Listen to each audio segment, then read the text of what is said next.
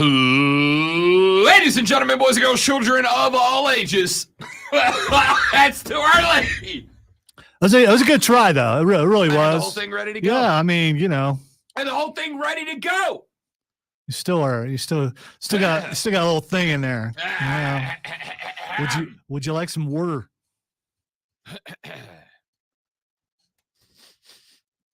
Me. Okay. Ladies and gentlemen, boys and girls, children of all ages, the Fan Upstate proudly presents your two-time South Carolina Broadcasters Association Sports Talk Radio Show of the Year. The great one, Lonzo, the badass Rob Brown, the Rob Brown Show. And if you ain't down with that, we got two words for you. Good morning. Feel me? For real. Do you feel him, sir? Yes, indeed. Yes, indeed. Ladies and gentlemen, happiest of Mondays to you, and welcome in to the 4-hour sports talk entertainment extravaganza that is known as the Rob Brown Show. I am Rob Brown. Directly across from me on the other side of the metaphorical glass, the guy in charge of all button switches, levers, knobs, gears, wheels, pulleys, and other simple machinery that makes us sound as good as we do and look even better. He is the Sultan of Swag, the Professor of Perfection, the Wizard of Wave, Lonzo in the building as well. What up, Zoe? Good morning. You had to do it. Well, yeah, it's more. I mean, that's not going away unless my cart wall disappears. Which if you can know an engineer who could probably do that. I can't get mine to work, Yeah, so well, we'll tackle that after the show. So how's everybody? How was your football weekend? It was spectacular, I hope and assume, ladies and gentlemen. I hope you had just a phenomenal one. We have got more than enough to talk about on the show. And I got to tell you, it is going to take everything that I have and then just a little bit more not to make the entire 4 hours us just verbally leg dropping Mario Cristobal over and over and over and over and over again. Miami. That's like, as they say, low hanging fruit. Miami. And I mean this, the Hurricanes version, not the Dolphins version. The Hurricanes version, not the Marlins version. The Hurricanes version, Miami WTF, dudes. What are you doing? What are you doing? I got to tell you, if I was Tyler Van Dyke, the Miami quarterback, like, I'm pretty much the dude that more often than not, like, I'm going to do what I'm told, right? Like, if the boss comes to me and he's like, hey, do this thing. Very, very rarely in my life have I ever looked at the boss and been like, no, I'm not going to do that. I'm not going to do that. So you're saying that there has been a time, or there could be a time in the future where you say, nah, no. Yeah, no. I mean, honestly, it has happened, but I could probably count it in my 15-plus year radio broadcasting career. I could probably count them on one hand the number of times that I have told a boss no. It's very, very rare. I think I've only said no once. So, but it's very memorable. Yeah. So I could tell you a few of them. Trying to think of what the best one. Oh, yeah, I had one a number of years ago where they tried to get me to at my old station down in Fort Walton. They tried to get me, Lonzo, to do an endorsement for little pills that you dropped in your gas tank, and they improved your gas mileage by 50%. you said little pills. So I was, yeah. No, so I was thinking, was it a little blue pill? So they it were was trying like for your car. It was like a little blue pill for your car. No. So I thought it was Viagra. I thought the way the little blue pill, dude. I mean, listen, that is a struggle that some men face, and I am more than happy to support that. If you have be sure issues, to contact your doctor if it lasts for 8 4 hours or something like that. But The way you said that. I get it. That is not what I was asked to endorse. I was asked to endorse Viagra for your car. I mean, because putting something in your tank, it kind of was like in your gas tank on your vehicle. I was asked to endorse little pills that every time you filled up, you drop one of these pills in your gas tank and it increased your gas mileage by 50%. And I knew that. Okay. So as a science guy, you knew right away that would not be effective. Not a dumbass. I knew that was the thing. There are some things that I go, yeah, this is because I'm a science and empirical data nerd. And then there's other things I do and don't do because I'm not an idiot. No. Right. And I told the boss, I'm like, nope, not doing it. He's like, no, I'm not asking you. And I'm like, right, I understand that, but I'm telling you I'm not going to do this. And yes, I will stake my job on it. And he was like, oh, okay. And that was it. I go with the flow. The point of going with the flow. So were you unemployed after that? No, hell no. Wow. Not because, Lonzo, this is the point in my career. For 4 years after our afternoon drive host went to jail, for 4 years, I hosted and produced both the morning and drive time shows. I did 4 hours in the morning. I did 4 hours at night. I hosted and produced both. Hey kids, if you want to know what leverage is, that's what leverage looks like. I didn't get paid like it, but I had job security coming out of my butt. I couldn't get anybody else, mainly because of how little they paid me. No one else would have done it for what I did. Anyway, listen, let me get back to the sports. No, that sounds familiar. Right. Let me get back to the sports.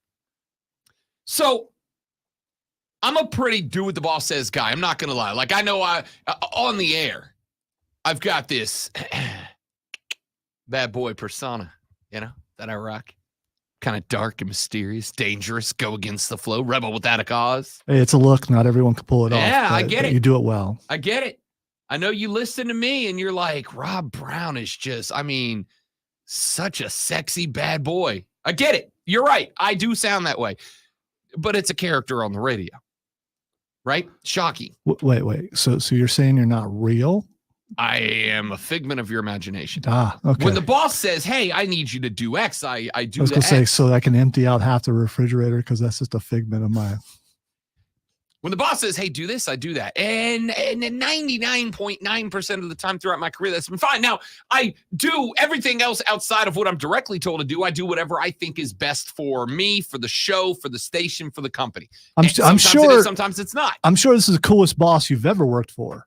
That probably helps. And for the record, that's part of the reason I love it here is because he goes, listen, I need you to do X, Y, and Z. And outside of that, do whatever you got to do to make the show work. And that's great because that is how I operate. So, Bob, again, back to the football. I'm going to get through this.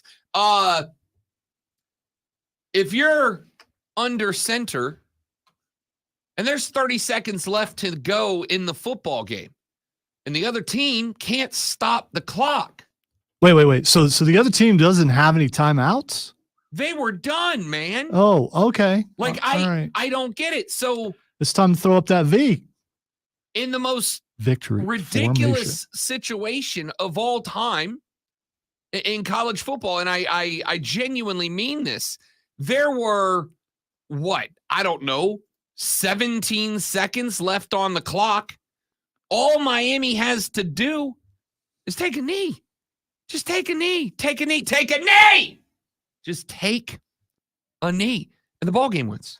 All you got to do is take a knee. That's it. All you got to do is take a knee. Just take a knee. And Mario Cristobal, sorry, I lied, Lonzo. There were 26 seconds left to go in the game. 26 seconds. All right.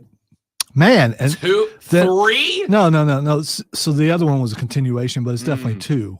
So I started talking, just kept talking because I was yelling at myself. So that's fine. 26 seconds left to play. Georgia Tech is out of timeouts. Now, let's just do a little mental exercise. It's very early in the morning. I don't know about you guys. I like to get up. I like to warm the old noggin up. I like to get the noodles spinning. I can't even remember to hit the on button. So yeah, it's tough start to the day. I like to get the noodle warm. I like to kind of think a little bit. It's like mental stretching. You get up, do some physical jumping jacks, some mental jumping jacks. Let's do one here. In fact, I'm even going to put Lonzo on the spot. I'm going to help him out here in the morning. Let's get that brain spinning here, Lonzo. 26 or 40. Which, Lonzo, don't hurt yourself thinking about this. Which is the bigger number? All right, so that would imply that I would struggle with this. No, this is just me being sarcastic as hell to bash Miami because it's fun. By the way, I was going with that because I was not offended, but I'm going to go with 40, Rob. 40 is the bigger number. 40 is the bigger number. Excellent work. So now let's do a little critical thinking. Okay, little critical thinking here. If I had Lonzo, if I had two clocks, and one of them said 40 and the other said 26. And I started those two clocks at the same time, assuming that these two clocks run at the same time. Their seconds are even. If I had one clock at 40 and one at 26 and I started them at the same time, which of those two clocks would hit zero first?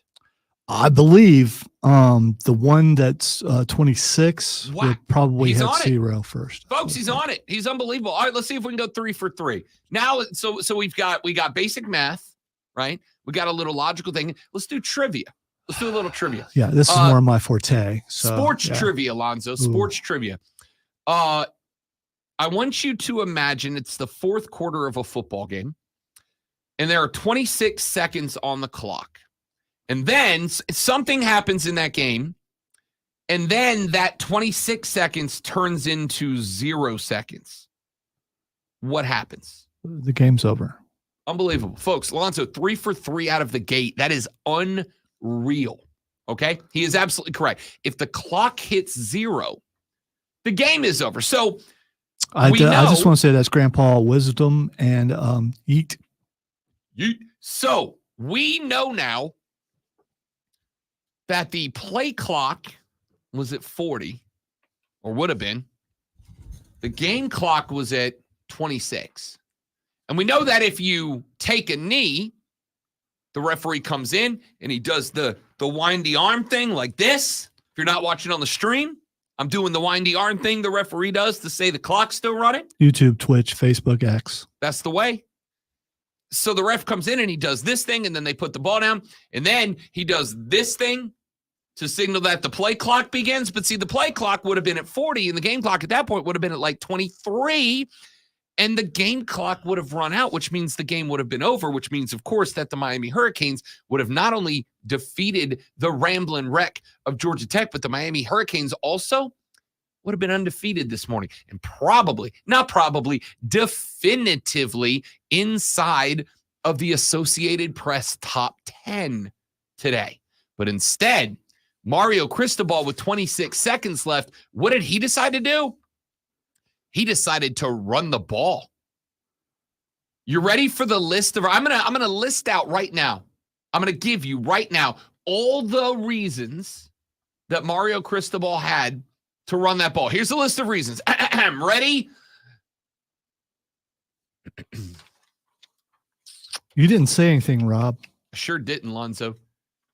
Sure didn't. It's an astute observation. Lonzo was just saying that to kill the dead hair.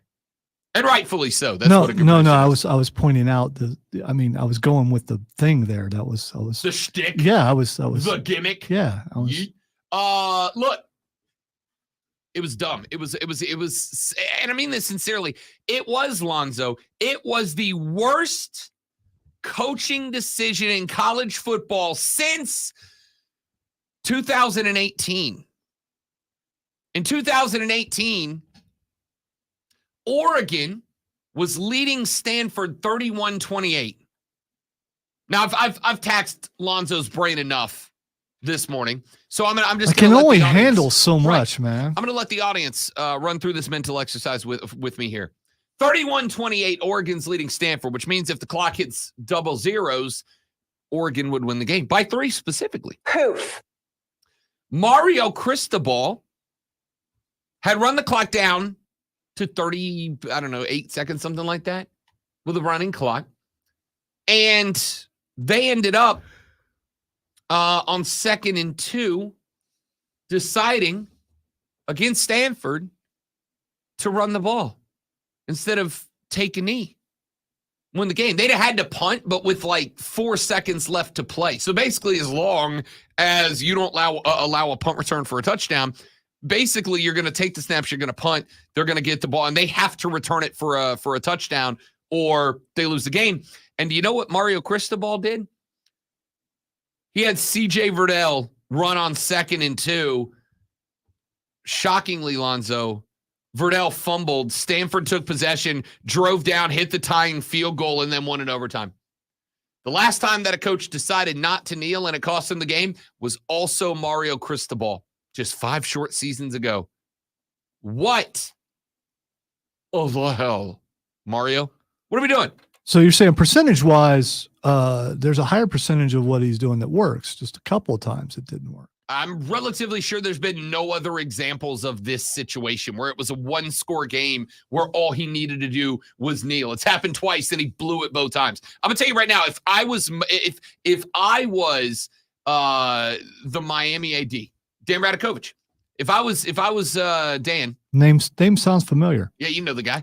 If I was Dan, I would have picked up Mario from the stadium. I would have gotten him on an airplane. I would have flown him to any other city, and then I would have gotten him off the airplane. I'd have walked in the airport. I'd have bought him a ticket to fly back to Miami. We'd have walked back out to the airplane, and then I would have fired him just so I could say I fired him on the tarmac. Because that's what he deserved after that. Never happens to anybody ever. You got fired on the tarmac. I'd fly you to another city to fire you on the tarmac and leave you there and come back just to say I did it, because that's how dumb that decision was. Also known as the Lane Kiffin method. Yep. Mason on the stream says it's the worst coaching decision since Pete Carroll's pass call. It really is. That's exactly it, man. I mean this. I'm so frustrated with this call that I got discombobulated. It was the worst coaching decision since don't give it to Marshawn from a yard out for a Super Bowl win. Let's take a break. Ladies and gentlemen, we are stocked, locked, and loaded. When we come back, there was a texter last week who said he was going to give us 1 week to win him over. We had 5 days. You didn't say that.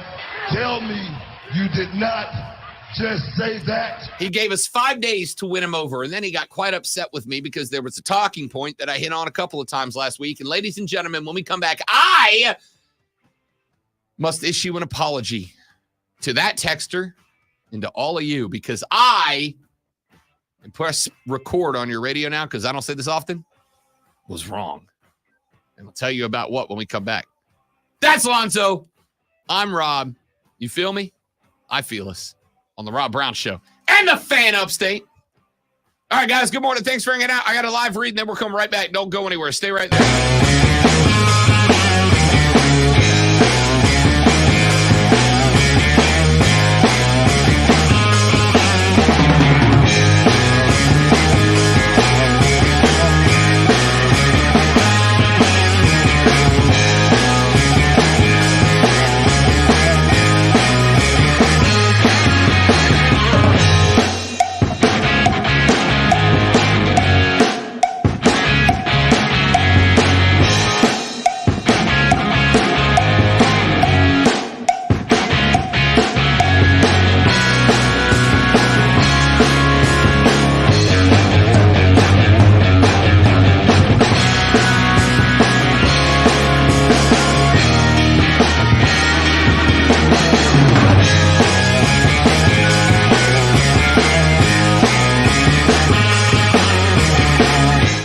And all of their rehabilitation sessions are held right there at the Gables on Pelham. You add into that all the activities, the clubs, the meetups, the field trips, etc. You are going to be not just medically taken care of, you are going to have your well-being taken care of, your fulfillment taken care of. So if you or someone you love sees a retirement community in your future, I want you to get in touch with the Gables on Pelham by going to thegablesonpelham.com, thegablesonpelham.com, or give them a call right now at 864-286-6600, 864-286-6600. It is the Gables on Pelham. Whoa, whoa, whoa, whoa, whoa, whoa. Sunshine today with a high near 74. Clear skies overnight with a low of 51. Sunny and warmer on Tuesday with a high of 78, and mostly cloudy and 55 over Tuesday night. Cloudy skies on Wednesday with a high of 75, then partly cloudy and 54 over Wednesday night. I'm meteorologist Kara Foster on the Fan Upstate. Currently, it's 44 degrees. I'm not sure that works. Trey, has anyone out there ever tried Beano before? And does Beano, is it like the placebo effect? Do you think it's going to work? Although that would say that you control your bodily function to a degree with your brain to where you can make yourself not be gaseous. That could be possible, I suppose.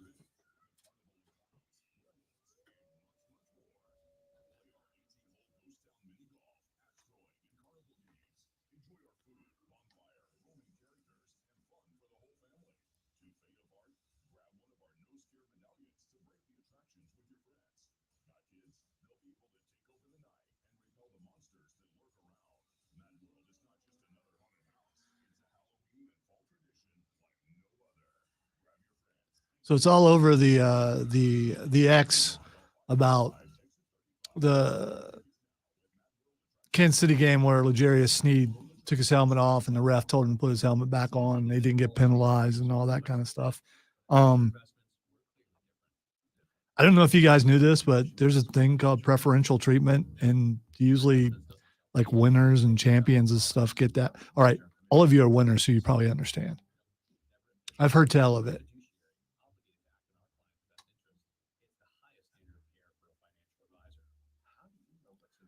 I am a fan of the team, but the rules say that should have been a penalty, and it probably should have been a penalty.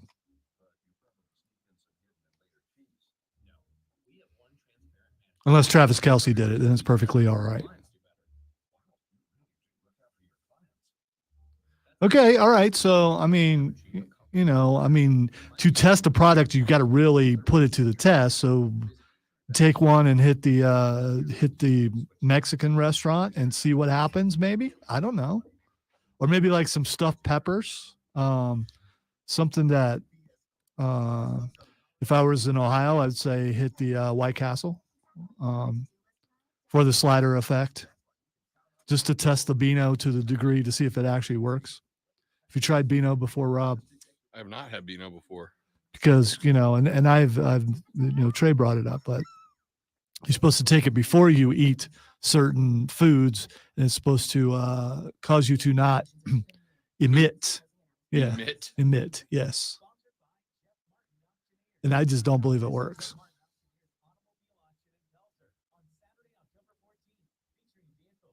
And I've never tested it because I always think of it after it's too late. So, I mean,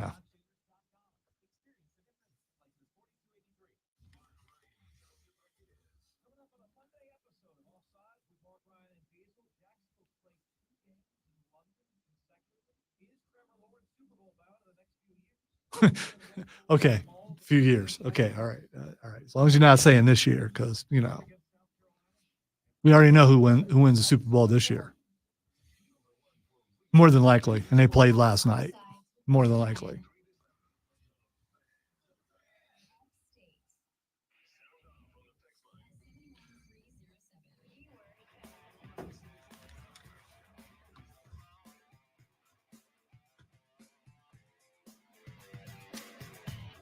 The Rob Brown Show rolls on, ladies and gentlemen. It is the Fan Upstate. Welcome back. Great to have you. I am Rob Brown. The great one, Lonzo, is working the board and taking your calls at 844-326-3663. That is never going to get old to me. I know it's already grating on some of you, but it's never going to get old to me. I need some of that this morning because I just need a little bit of... little juice. Yeah, I do. Little gas. Little energy. That's what we're doing here on the Rob Brown Show. And the Fan Upstate, ladies and gentlemen, and I want you to mark this day down, folks. I want you to mark this day, October 9th, 2023 down, because I have got to get some fanfare. We need some horn section. We need some of that. Just so Rob can give. We'll go with this instead. Oh, that just rubs it in. Does it? I have an apology to make. I am being sarcastic. I'm wrong a lot, and I own it all the time. I really just need to do a segment of Dunce Cap. I have never been there when he was wrong, but it's happened a lot. Yeah. Okay, I'll take this is one of them. Ladies and gentlemen, I fell for it. I fell for it. I do my best in life not to take anything on faith. I do my best in life when people tell me X is Y or Y is Z, to demand proof of that, to demand evidence, empirical data, numbers, stats, whatever. I need proof that what you are telling me is true. That's not to say if someone tells me something, I call them a liar. It's just that I don't immediately believe them. I take the neutral position. I don't know if what you're saying is true or false. And the wilder the claim, the more evidence I require to believe it's truthdom. I thought I had that with the Clemson Tigers. I thought that I had proof. I thought that the game against Syracuse was proof, was empirical, was demonstrable. I thought, ladies and gentlemen, as I said multiple times last week, that the Clemson Tigers were the most improved football team in America. Their 31-24 victory, or 31-14 victory over Syracuse. Their 31-24 defeat in overtime at the hands of the Seminoles of Florida State. Their 48-14 win over FSU. Their 66-17 over Charleston Southern. I thought that Clemson had turned a corner.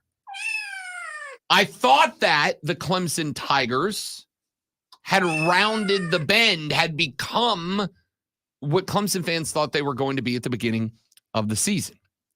Their 17-12 victory over Wake Forest has all but assured me that that is not the case. It was underwhelming. To be quite honest with you, I've said a number of times, and I still stand by this. I believed that the Clemson Tigers not only could have, but frankly should have knocked off Florida State in that overtime L that they took. I thought they played better football than FSU that day. And I thought that there were just one, actually, I think there was one play. I think the scoop and score saved the Noles. The game Saturday against Wake Forest, I think I would have to use the word uninspired to describe it. I would say congratulations, you've achieved mid where you used to be. It was very, I don't know, it was kind of like, yeah, they might win probably, but should they? I don't know. I'm only watching this because I have to, because it's part of my job, but this is not, it's not good. It's like watching a movie that you paid the money for and you don't want to walk out on it, and it's just good enough to keep you there, but not bad enough to make you leave. Although apparently that wasn't the case for a lot of Clemson fans, because when your most ardent defender is out there commenting on photos of a partially empty stadium while you were winning and the game was in doubt. All right, I'll stop and let you continue with your apology. 17-12 your final. In a game that, I will not lie to you, got relegated to the smallest laptop in the bro cave, because I felt like I wasn't missing anything by making it the fourth most important game that I was watching in that time slot. Cade, a guy that, for the record, even Lonzo complimented his growth over the last couple of weeks. Yeah, this week and not so much. Not so much. 18 of 28 for 131, no touchdowns, no picks. He did have a rushing touchdown as part of his 48 yards on the ground against Wake Forest. I have said two names carry this team: Will Shipley and Phil Maffa. Shipley had 97 and a touch on 19 carries, an average of 5.1 yards per carry. Maffa had 7 yards per carry on 9 totes for 63 yards. Cade ran it 12 times for 48 and a touch. And those two touches, Shipley on the ground and Klubnik on the ground, were the two scores, with the added in field goal of Jonathan White's that was 25 yards long, plus the 2 XPs, made that your final. That was not great, Bob. Not great. I will say this. I thought the play calling was finally a little bit better. It kind of felt like Garrett Riley was in control of this offense, but here's the problem. The execution of that offense was not great. To the point that, and here's my biggest fear. This is what I'm concerned with for you, Clemson fans. The biggest fear that I have right now is that in a game where it did look like Garrett Riley's hands were on the controls from start to finish for the first time, as the play calling was varied finally, 17-12, in a game that never should have been a 5-point game. This was a game Clemson entered as 21-plus point favorites. The fear that I have for you is that watching that game film, you're going to revert back to what happened against, I believe, Duke. You're going to revert back to what I believe happened against Florida State. Garrett Riley is going to, in clutch situations, get a call in the headset from Dabo that says, I got this one. I'm taking over as the play caller. I'm going to be sending in the signals. And I have believed for a while that there have been spots that this has happened already. I believe there have been spots where Dabo has taken over the play calling, and those are the spots that I truly believe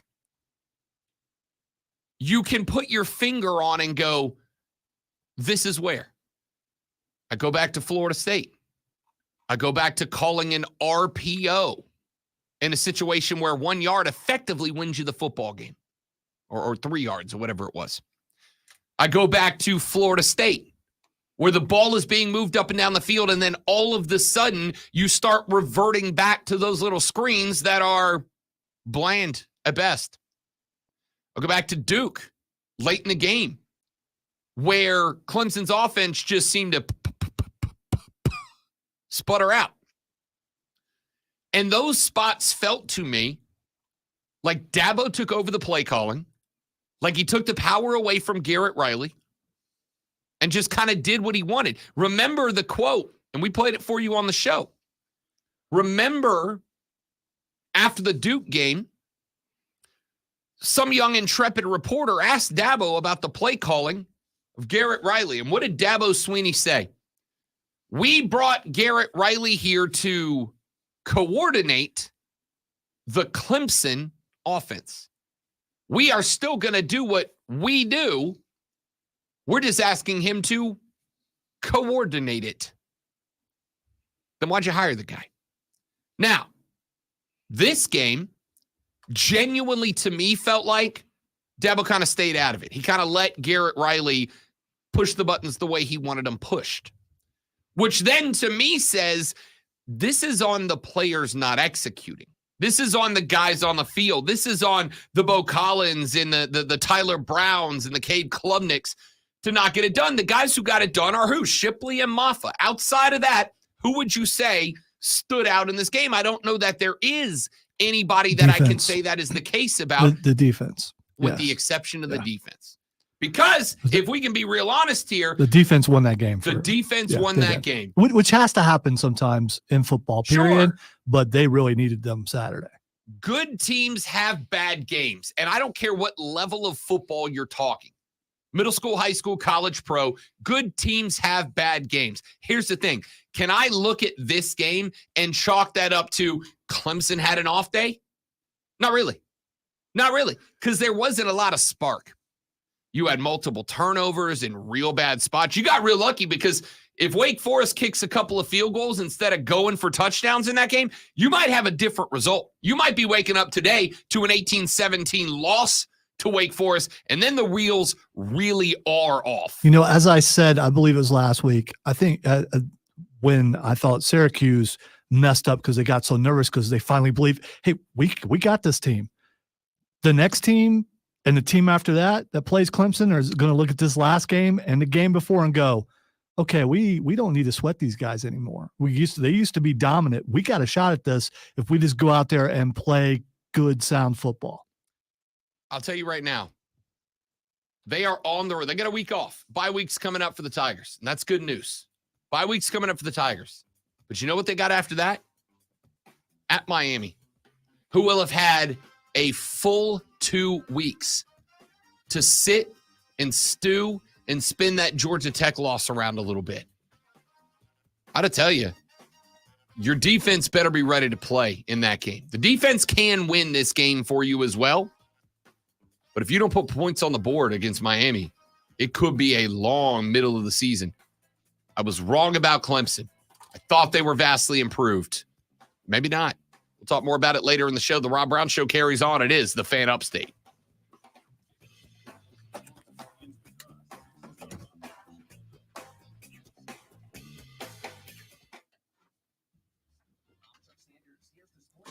Dun-dun-dun-dun-dun-dun. The cat sound hit as soon as they turned the heat on my van. I thought a dang cat got it. I would pay to have seen that image, Tracy. All right, give me 45 seconds, guys. Be right back.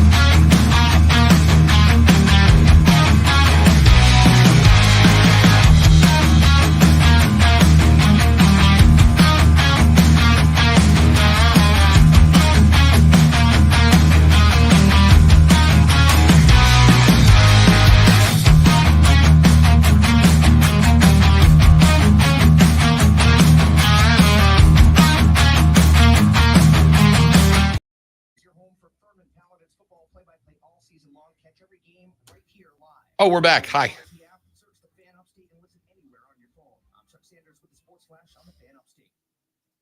you're hired, it can feel like you're trying to find a needle in a haystack.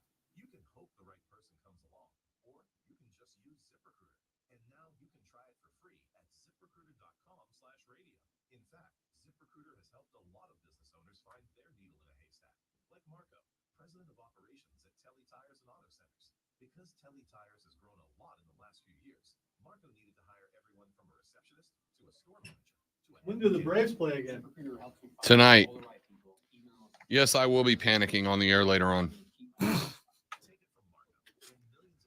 worry about that. I got that covered.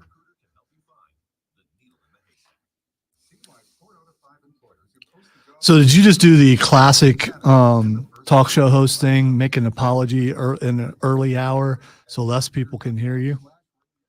No, I was just guy, you know, I this mean, is what that's I've just- got. This is all the right. hour I got the most text last week from people screaming at me Oh, okay. So it was about having the audacity. It was about math. Okay. All right. I was just curious. Yeah. I mean, you know, look at the picture I sent you on Twitter. It's pretty spectacular. Also, by the way, Rob Brown gotten back into the positive on the gambling sheet last night. Oh, way to go, you. I had a decent day in college football. I gave most of it back in the early NFL window. Because I got ambitious. I took some alternate spreads and I missed like 3 games by a point. So I went into Sunday Night Football sitting like $3 up on where I entered the weekend. I took one prop bet. I took Dak Prescott over 1.5 interceptions at plus 475, right? So he had to throw 2 in that game for me to hit. And I put a good little chunk on it. For those of you that have listened to the show, I put like $5 on it. But at 475, that pays out to like almost $25. It was like $23.75 or something. Rob doesn't put big high roll bets. He puts like a ton of $3 and $4 bets all the weekends. Dak threw 3. So that bet hit for me. But I also lost a 11-1 parlay. I had a 5-leg parlay, and the only one that did not hit was Christian McCaffrey's rushing yards. I needed him to get to 70. He ended at 50. Because this other cat that they put in, his backup, popped off and took all his yards away. He did pretty well. He did real well. Someone put a picture of AEW All in London. It's got Christian on one side. It's got Simba on the other side.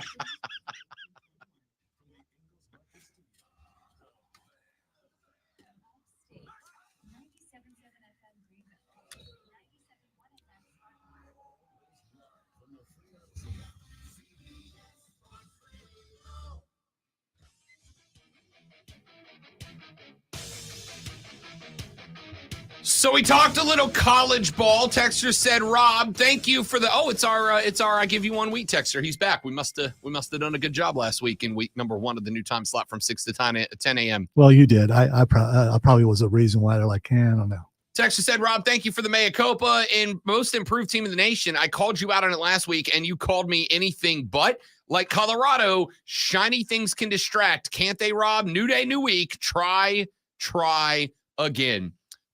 Listen, Colorado had a tremendous start to the season. Nobody's going to argue. You shouldn't argue that. Tremendous start to the season. Did they win Saturday? They sure did on a walk-off field goal. Which makes them better. 3-2.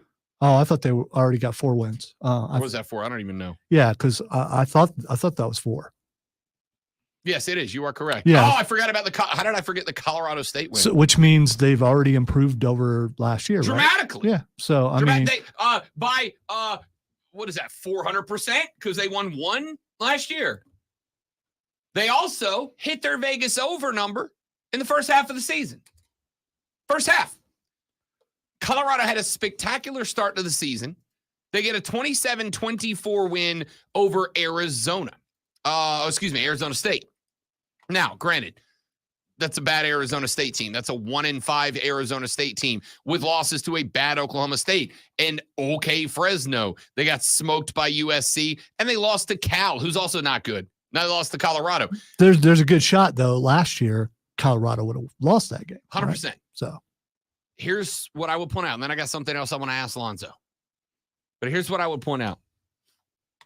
Teams that run on offense, it gets progressively more difficult for you to win as the season goes on. We talked about this last week. It gets progressively harder for offensive teams to win as seasons progress because of the fact that video don't lie. Tape don't lie. The pictures don't lie. The more you put down on film for other teams to look at, to decipher, to figure out, the harder it is to win. I wasn't expecting Colorado to go, 8-4. Honestly, I think 6-6 would be great. But to say they were a shiny new toy that's anything but, I don't know, man. I'm not giving up on them just yet. I think 6-6 will be phenomenal. That being said, Clemson got me. They tricked me. All right? They tricked me and I fell for it. Now, again, it's not to say Clemson can't win out. They still might very well win out in a bunch of close games. But they are not what I thought they were. And I can't let them off the hook again. Can't do it. All right, here's a question I have for the great one. Yesterday, as we switch it over to the National Football League, in my B- Chris Berman impression, yesterday in the National Football League, Lonzo, a bad New Orleans Saints team, a team that got blowed out the week before, traveled up to Foxborough and took on Hoodie's New England Patriots, a game that the Saints would win 34-0. Mac Jones was 12 of 22 for 110 and 2 picks before he got benched for Bailey Zappi, who went 3 of 9 for 22 yards. The Saints went to their backup defense with about 8 minutes left in that game and then maintained the shutout. This is not about the New Orleans Saints, Lonzo, and you all know that it doesn't do a whole heck of a lot of good for me to spend more than a brief update, a brief moment on teams that aren't the Falcons, the Panthers, the Steelers, the Cowboys, or the Bills. That's pretty much the list. See, but there's also, teams that everybody, that there's a majority of people don't like. I think you should spend some time on those teams when they lose. This one is not so much about the L. This one is, Lonzo, a question mark of, does Bill Belichick have a lifetime pass in Foxborough? Because if he is anybody else, he's done now, right? Anybody else? Yeah, probably like now. Yeah. Like this morning. Yeah. He would be gone. You spent some quality time with a Patriots fan over the weekend. Sure did. What did that Patriots fan think about that? I can't tell you because I'm not sure I can trust myself to censor myself enough okay, all to right. not get kicked off the radio. All right. So let's Our just boy say Diddy- he was emotional about it. Is that Our what you're boy going to say? Diddy is usually going to start firing up the text machine to hit us up at about 7. I'm curious to hear his response. I am, on one hand, looking at Hoodie like, dude won you 6 rings. Six rings. That's a lot of rings. That's a lot of rings. No, Rob. Tom Brady won this. Bill Belichick did. He was there. However it came about. Like, by the sorry, way, like I can't do felt that stats. through the Yeah, headphones. and I can't do that with a Boston accent. I'm not even sure that's possible. I'm sure it is. But Bill Belichick is like wicked smack. Okay. mhm. Foxborough has been a hellhole for everybody that's come to that pack. It's no joke. I'm not going to do it anymore. The point here is that Hoodie's team, at this point, I think we can go ahead and label it bad. They lost to the Eagles. They lost to the Dolphins. No shame in that. They beat the Jets. You should have beat the Jets. Week 3, they were still trying to figure out what this team looked like without Aaron Rodgers. But then Jets are dominant right now. I don't know what you're talking about. But then in back-to-back weeks, this team has suffered back-to-back Hoodie's worst 2 losses. They were a field goal away from being shut out 38-3 by the Cowboys. Then the Saints, a 500 ball club, came in. At least that one was at Arlington. The Saints came into your house and got you 34-0 and pitched a shutout. Just to be very, very clear. Shutout should not happen in the NFL. The worst team in the NFL should not get shut out in the NFL. Where kickers can routinely hit 55-yarders, shutout should not happen in the National Football League. And the Saints tossed a shutout at New England. It's unacceptable. And it's unacceptable coming off a 38-3 loss against Dallas. So has Hoodie, is he riding a golden ticket? Is there a point, if you're the Patriots, where you take the gamble? Because here's the thing. If you fire Hoodie and the next guy comes in and he, I don't know, Frank Reich's your football program, there's a lot of people who are going to go, wait a minute, why didn't we just let Bill stick around if we were going to do this? And now your management takes a hit. On the flip side, is there an expiration date on Bill Belichick? Is there a point where you go, hey, man, listen, thanks for everything you've done. Thanks for the 6 rings you gave us. And I mean this, the most dynastic period of history in the National Football League's history. The most dynastic run of any team ever. Thank you for that, but. So this morning, Robert Kraft should have waiting for Bill Belichick in his office a nice gold watch, followed by a knock on the door of the movers saying, sorry, the next guy's got to come in. We got to clear this office out. That's my thing. The ramifications of that threaten Bob Kraft too, because Bob can come out today and go, hey, listen, Bill, I want to give you the chance for a happy ending. Right? I want you to have a chance. You did that on purpose. Sure did. I want you to have a chance to ride off into the sunset, right? I want you to have a chance to kind of massage your legacy the way you want it. When it's time to have a release from football, I want you to be able to enjoy it. And so, I know things aren't going right, but I'm going to give you a chance to finish out this year. And then we'll talk in the offseason about whether you stick around or not. I got in trouble when I was down at my old station in the Florida Panhandle. I was on the air at the end of the Bobby Bowden run in Tallahassee. And I got invited going into what would turn into Bobby Bowden's final season in Tallahassee. I got invited to go speak to the Seminole Booster Club in Panama City Beach, Florida. And while I was there talking to them, I had a guy say, he asked me a question. We did like a kind of a Q&A thing. And he's like, hey, if you were the AD what has to happen to get to the point where you would fire Bobby Bowden, the guy who put FSU football on the map? And my answer was, oh, I would have done that already. And like the room went silent. It was like, I'd have done it already. Because every year that you let Bobby Bowden go out there, every year that you let Bobby Bowden go coach this team and you keep turning in 7 and 5s, makes it that much more difficult for your program to climb back to the top. Now, it is obviously different from college to the pro, but not that much. Every year that your program turns in results like New England is turning in this year and last year, every year that happens, it makes it that much more difficult to climb back to the top. And on top of that, you've given Bill Belichick effectively unquestioned power in that organization. He is the GM and the head coach, which means that anything that he does, anything that happens to this Patriot football team, it's on Hoodie.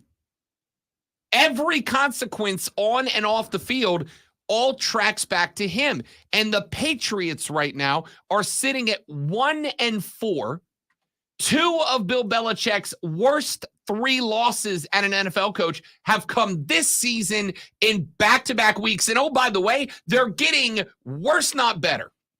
So my question is, if you're Bob Kraft, are you going 6 rings is a Willy Wonka golden ticket? You run this thing as long as you want to, and you pick who we give it to? Or does there come a point where you go, we were the single most successful and proud franchise in the National Football League, and now we're a joke? Hoodie, I appreciate everything, but I've got to treat you the same way I would treat anybody else in this game right now. And if you were anybody else in the game right now, you'd be gone. So thanks for everything.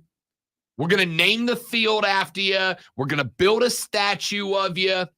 If you want to become an ambassador to the league or to the audience or whatever, like, we will give you the honorary title of your choice. We're going to pay you more than we pay you now to be the head coach to stick around. Whatever I got to do to make you happy, I'll do it.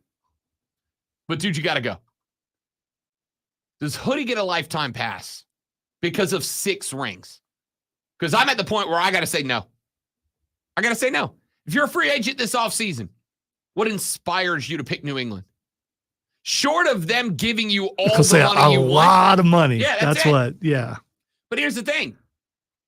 Everybody plays under the same salary cap. Very few teams refuse to max the cap, right? And it's not exactly like New England is swimming in money. They don't have more money than anybody else. And right now, it really feels like the only thing that is going to save them is an absolute, either you got to kill the draft, which would we say that Bill Belichick has killed the draft the last couple of years as a GM? I would not. It's done okay. So it feels like you got to kill free agency. There's going to be a lot of free agents out there. But if you're one of them, what's your impetus to pick New England? If you're a wide receiver, you going to play with Mac Jones right now? Yeah, but what makes this the year where he finally goes, okay, that's it? I mean, they haven't been good for a few years now. Because like I said, every year that you turn in, and by the way, this is the worst of the not good years. It is so far. I agree. We're 5 games in. This is the worst Patriots team since 2000. So every year that he goes through this, every year that you're allowing Hoodie to turn in 2 of his worst 3 games in back-to-back seasons, every year you go through this, the harder it gets to be successful in the future. That's what Carolina fans are struggling with right now. We'll talk about them coming up in the next hour of the show. Speaking of the next hour of the show, it's around the corner. We are going to talk about the Panthers. We are going to talk a little bit about what South Carolina needs to do as they get ready to line up against Florida this weekend. But before we do any of that, the great one is going to wow you with some entertaining stories from the world of sports in the Rob Brown Sports Flash. Lonzo, impress us all. Yeah, nervous again. It just doesn't make any sense. All right, and what was billed as a Sunday night football showdown. The San Francisco 49ers arrived, and the Dallas Cowboys did not. Dak Prescott tossed 3 interceptions, and Brock Purdy threw 4 touchdowns as the 49ers dominate and win 42-10.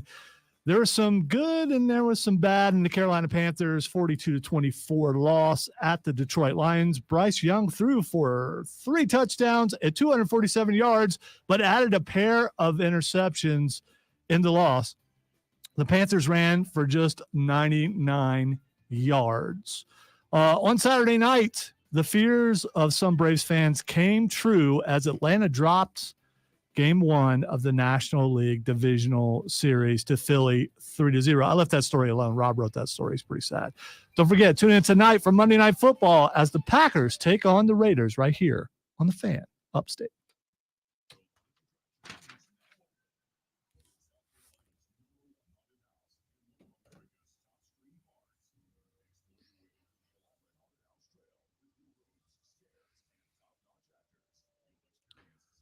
I agree with that, Zach. I think that's the first thing to go. And I think once he loses GM duty, he'll probably just retire.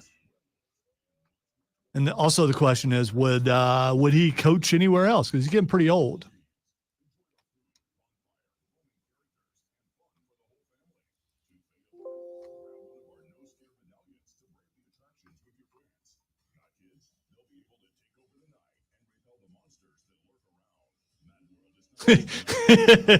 You may be on to something, Josh. That could be it.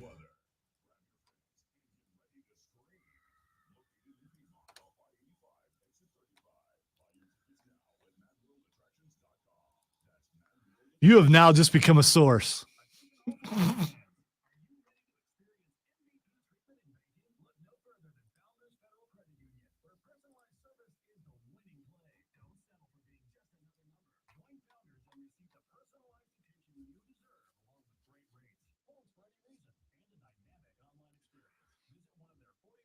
Can someone explain to me cool weather people? I don't get cool and cold weather people.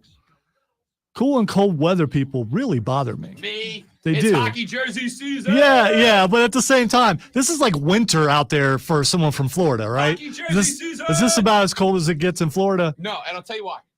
Are the iguanas falling from the trees yet? Not yet. It's not that cold there. Because, and I'm shocked more people in South Carolina don't feel this way because it's like the same. It gets so damn hot in Florida during the summer. Triple figures are routine that when fall rolls around, not winter, fall. When fall rolls around, it is just perfect.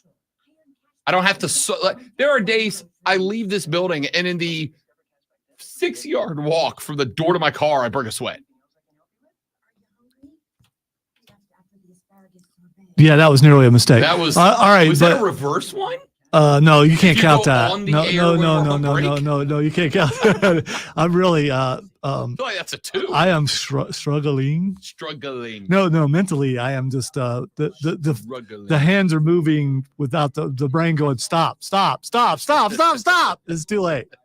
I don't even remember what I was. Oh yeah, I was gonna say how many yards did you say it was to your car? 6? No. Normally you like park on the sidewalk, so it's like 3 feet.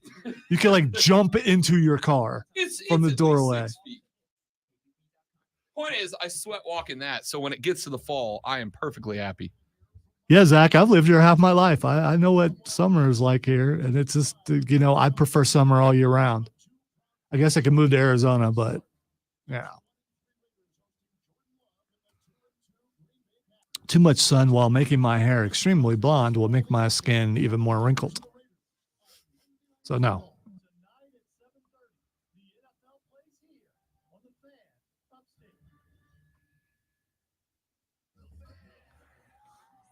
Well, look at there. Hour number 2 already. QC Kinetics in the first break, please.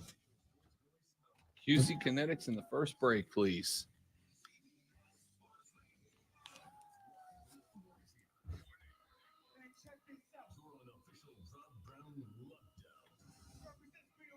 Yeah.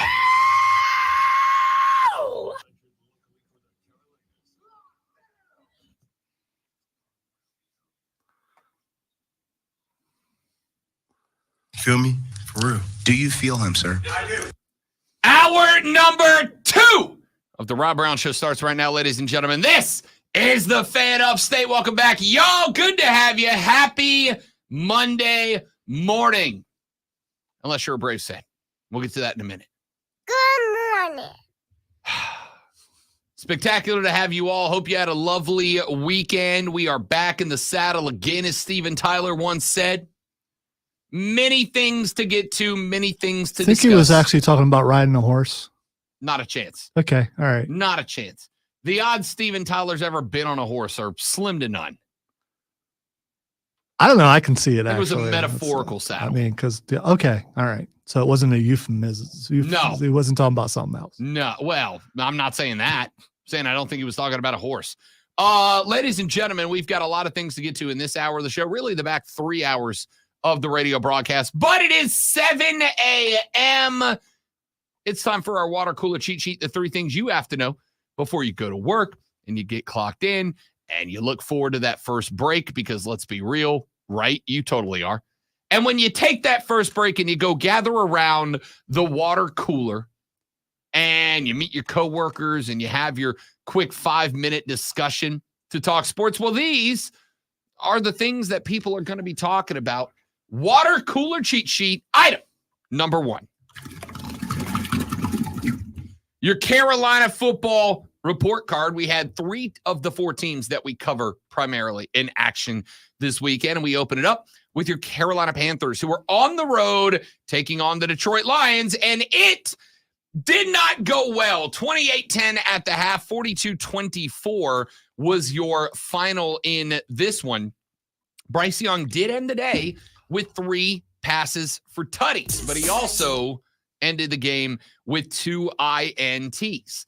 On the ground, another game without 100 yards rushing for the Carolina Cats. Chuba Hubbard led the rushers with 35 yards, 32 for Miles Sanders. LaVisca Chenault had 27. Hey, can I interrupt for just a second to say that the announcer said, well, I guess he didn't see him when he threw the interception. Yes, because it was a disguised coverage, not because he was too sweat. David Montgomery had 19 carries for 109 yards. Craig Reynolds, who had 7 for 52. Both of those players had a touchdown, as did Jared Goff, a rushing touchdown. Craig Reynolds is the guy in the corner cube who coughs too much. I mean, who the heck is Craig Reynolds? Craig, 42-20. Craig, I got a lozenge, dude. Come on. Not even the defense could keep up in this one for the Panthers, as Goff pretty much did what he wanted.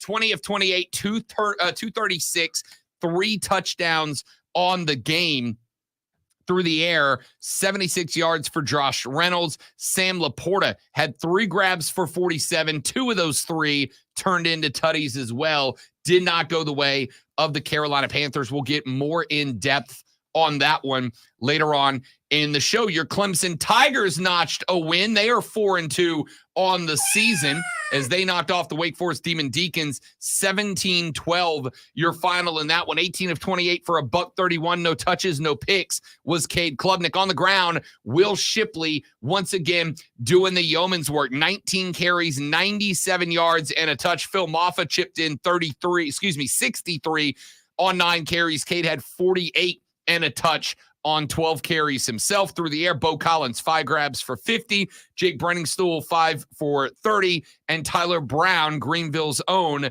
3 for 22, including a 15-yarder at its longest. This game, as far as I'm concerned, primarily came down to the fact that Wake Forest just could not score inside of the red zone as they tried to give it away a couple of times. Tyler Brown had a fumble that was lost. Cade Klubnik had a fumble that was lost. Both of those likely should have turned into 7s. They did not, and that was the difference. The defense able to lock down the short field for Clemson against 17-12, your final in that one.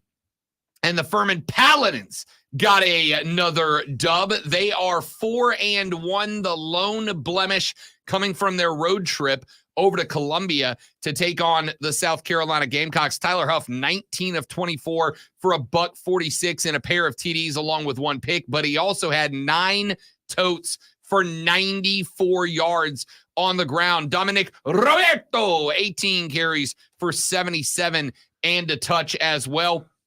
There were 1, 2, 3, 4, 5, 6, 7, 8, 9, 10 different Paladin receivers who caught at least one football in this game as well. So a very good showing as Furman holds the Citadel on a winless streak. The Citadel Bulldogs fall to 0-6 after the L. The Dins are now 2-0 in the Southern Conference and ranked inside the top 4 in your FCS rankings as we move ever closer to the playoffs. That is your Carolina football report card. We'll go more in depth in all of those games as we move forward. Water cooler cheat sheet item number 2.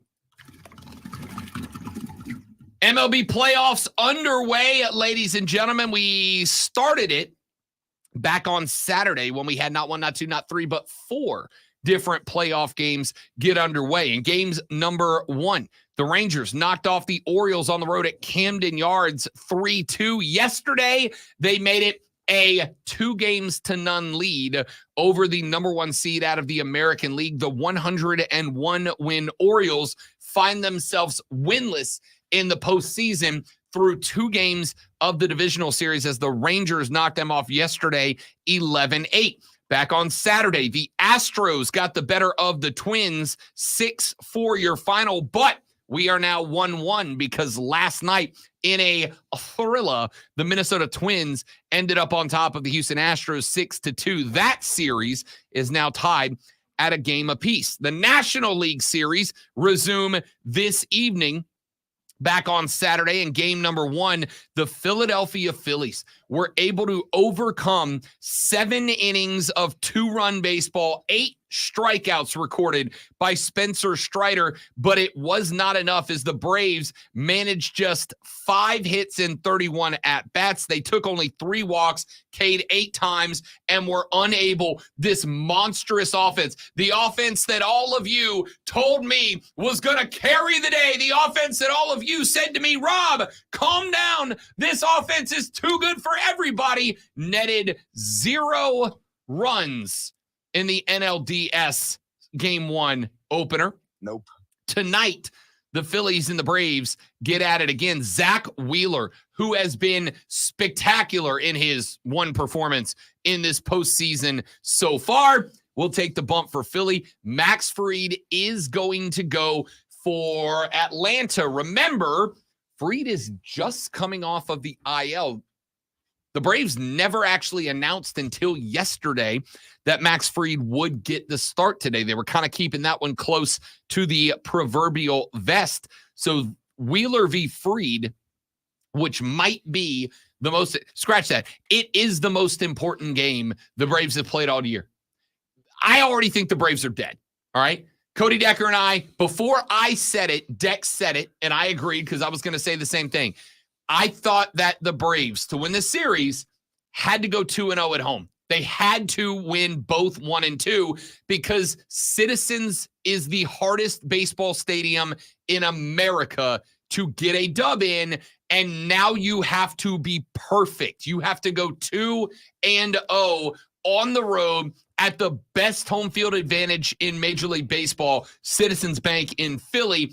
If the Braves drop this one, I will not watch another game this series because it will be irrelevant. All right, so the Rob Brown fandom within the Rob Brown, or the Rob Brown, depending on who you are, has got to be difficult, man. It's got to be hard for you to not, I mean, because there's like no hope. And this team has been dominant all year, so you do not believe that your team can come back and win. I already think the series is lost. There's no percentage in there. Nope. As a math guy that goes, okay, they have like a 2.6% chance to come back and win. Nope. Not even a 2.6. Nope. So why are you watching another game for?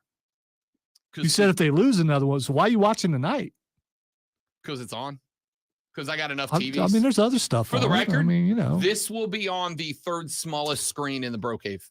It'll be Monday Night Football, Monday Night Raw, Monday Night Braves. Here's what I believe. After the Braves go up 2-0, and suddenly it's going to move over to the big screen. I'll be shocked. Like, what about? So here's my question to Braves fans. And I will talk about this more in depth later on. Who's been the most dominant baseball team this entire season? That would be the Braves, right? That's irrelevant. What you Is did it? in April doesn't matter. I get all that, but you would hope that the tradition of winning would lead you to believe. Tradition of winning. They've won 2 World Series. I'm talking about this season, how well they played this season. They set records, right? Didn't they? The teams, as I've been telling you all year, the team that wins in the playoff is A, the team that carries momentum, and B, has the better pitching. Philly has been the hottest team in the past 2 weeks, and Philly has better pitching. The Braves have already lost this series. I just want to see how bad it gets. That's where I am right now. I wish I could be a better fan. If you want me to rah-rah, shish, boom, bah, I'm not your dude. Because the Braves, by dropping game 1, have already lost this series. They are about, and I'm telling you this, Braves fans, so that you can mentally prepare with me so that I don't have to read your meltdowns on Twitter. Because I don't want to. The Braves are about to waste the single most prolific offensive season in Major League Baseball history because the Phillies have momentum and pitching. All right. Unless Max Fried, even if Max Fried turns in an absolute gem of a performance tonight, you still have to go win 2 back-to-back in Philly. That doesn't happen. You see what he did there? He threw in an unless. You can't throw in an unless if you believe that they're just not going to win. Which is why I stopped myself and said, even if Max Fried turns in a gem and the Braves win tonight, you still have to go to Philly and win 2, and you're not doing that. So, and for the record, that's not this Atlanta. No one, not a team in Major League Baseball in the playoffs is going to Philly and winning back-to-back games. It's not happening. So I wrote down the time and everything, so I'm going to go ahead and pull this audio after the show. So Feel free. So when the Braves win tomorrow we can start the morning show with a little. I just said Rob if the Braves wrong. win tonight, it's still over. Hit me up after the Phillies clinch. You keep moving the goalposts, as they say. I literally There's a lot of ifs and unlesses, and you already said they lost. So how can there be ifs and unlesses? There is only one definite, which is this series is over. This series is over.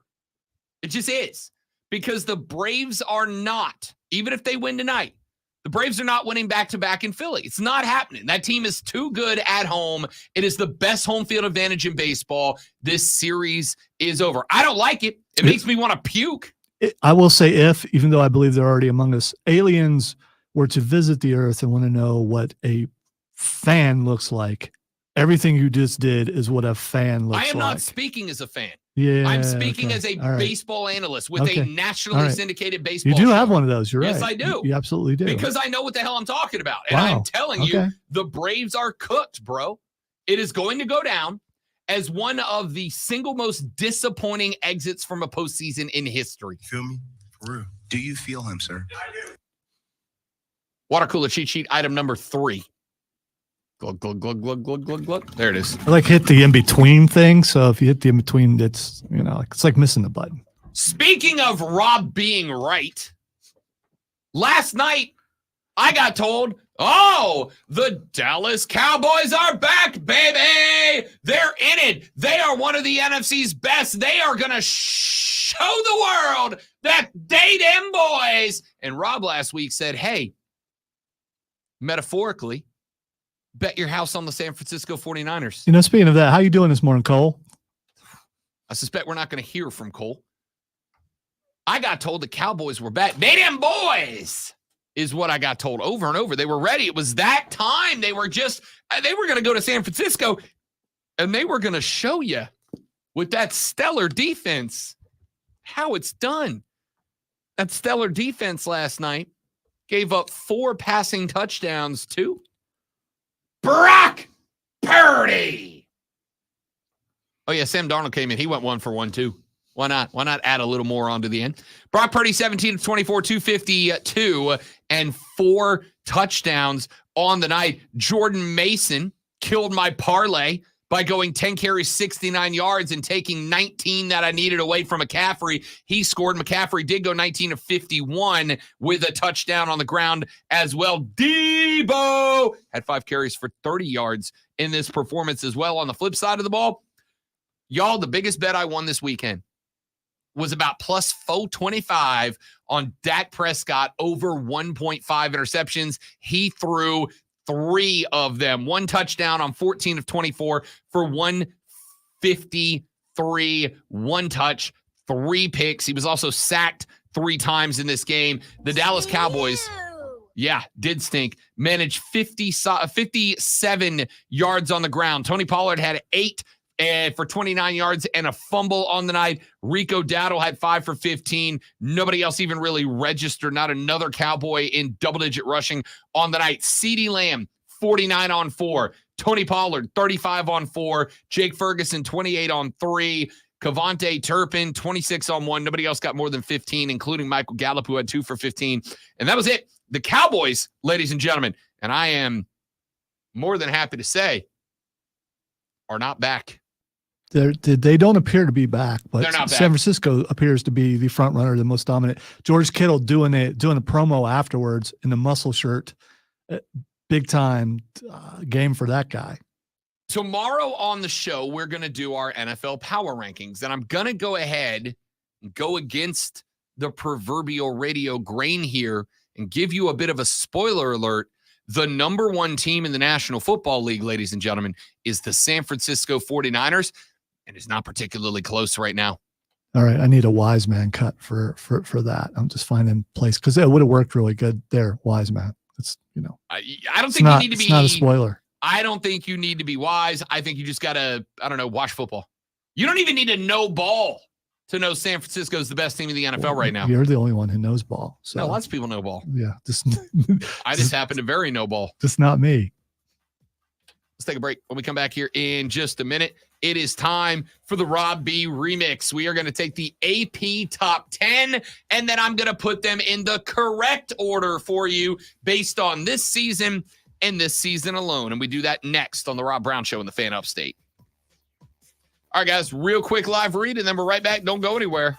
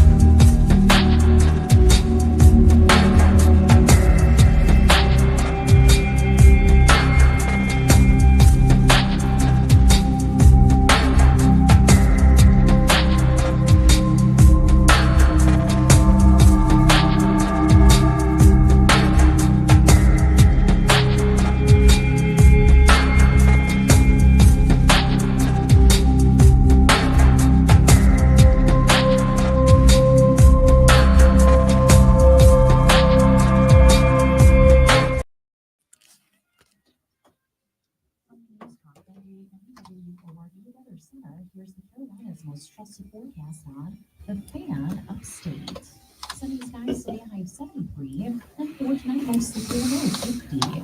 Tuesday, sunshine high around 78. Wednesday, mostly cloudy, high of 75. I'm meteorologist Jennifer Buczynski on the Fan Upstate. I know that's a long road, Zach, to expect that to happen. It's possible, though. Let's see, Sean.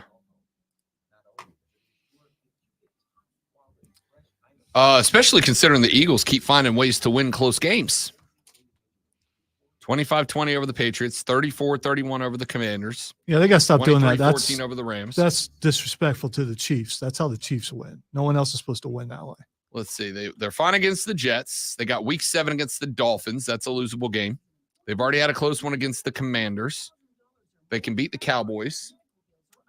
Week 11, Lonzo, Eagles at Chefs. I know. They've got Zach leading up to the San Francisco 49ers. How about this 3-game stretch? Week 11 at Kansas City, Week 12 Buffalo, Week 13 San Francisco. Yeesh. Have a great time. Accredited Debt Relief has established a special hotline for you to call and learn what savings you qualify for.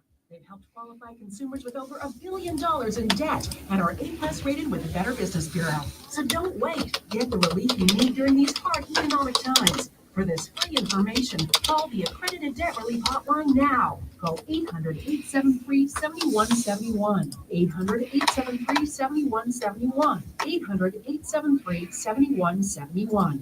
You didn't become grilling royalty by using just any hardwood pellets. You became grilling royalty by using Kingsford hardwood pellets. Kingsford is America's grilling expert with over 100 years of expertise in flavor and quality. They cannot. And as the announcers were saying last night, good shot that brotherly shove thing doesn't make it through another season. So enjoy it while you can.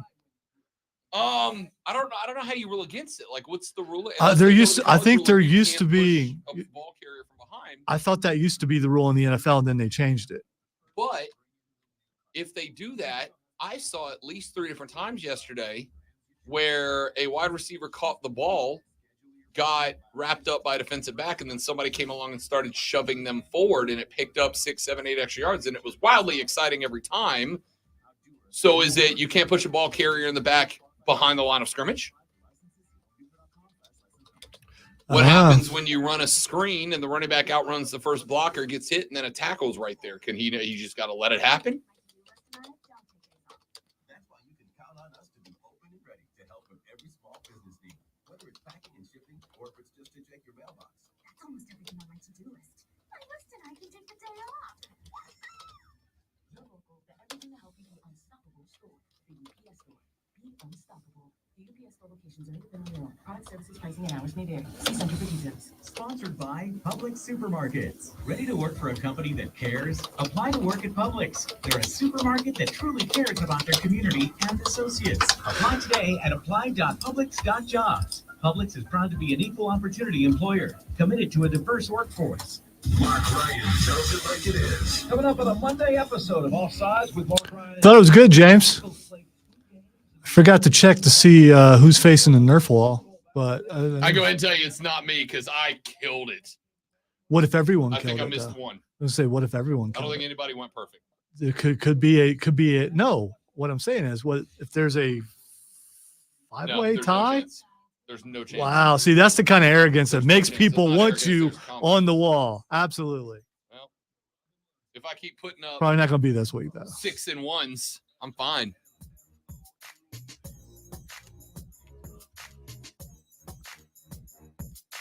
The Rob Brown Show carries on. It is the Fan Upstate. I am Rob Brown, the great Malonzo on the other side of the metaphorical glass this AM. If you, ladies and gentlemen, like to be a part of the radio broadcast, it is more than simple to do so. First off, the phone line is up and running for you.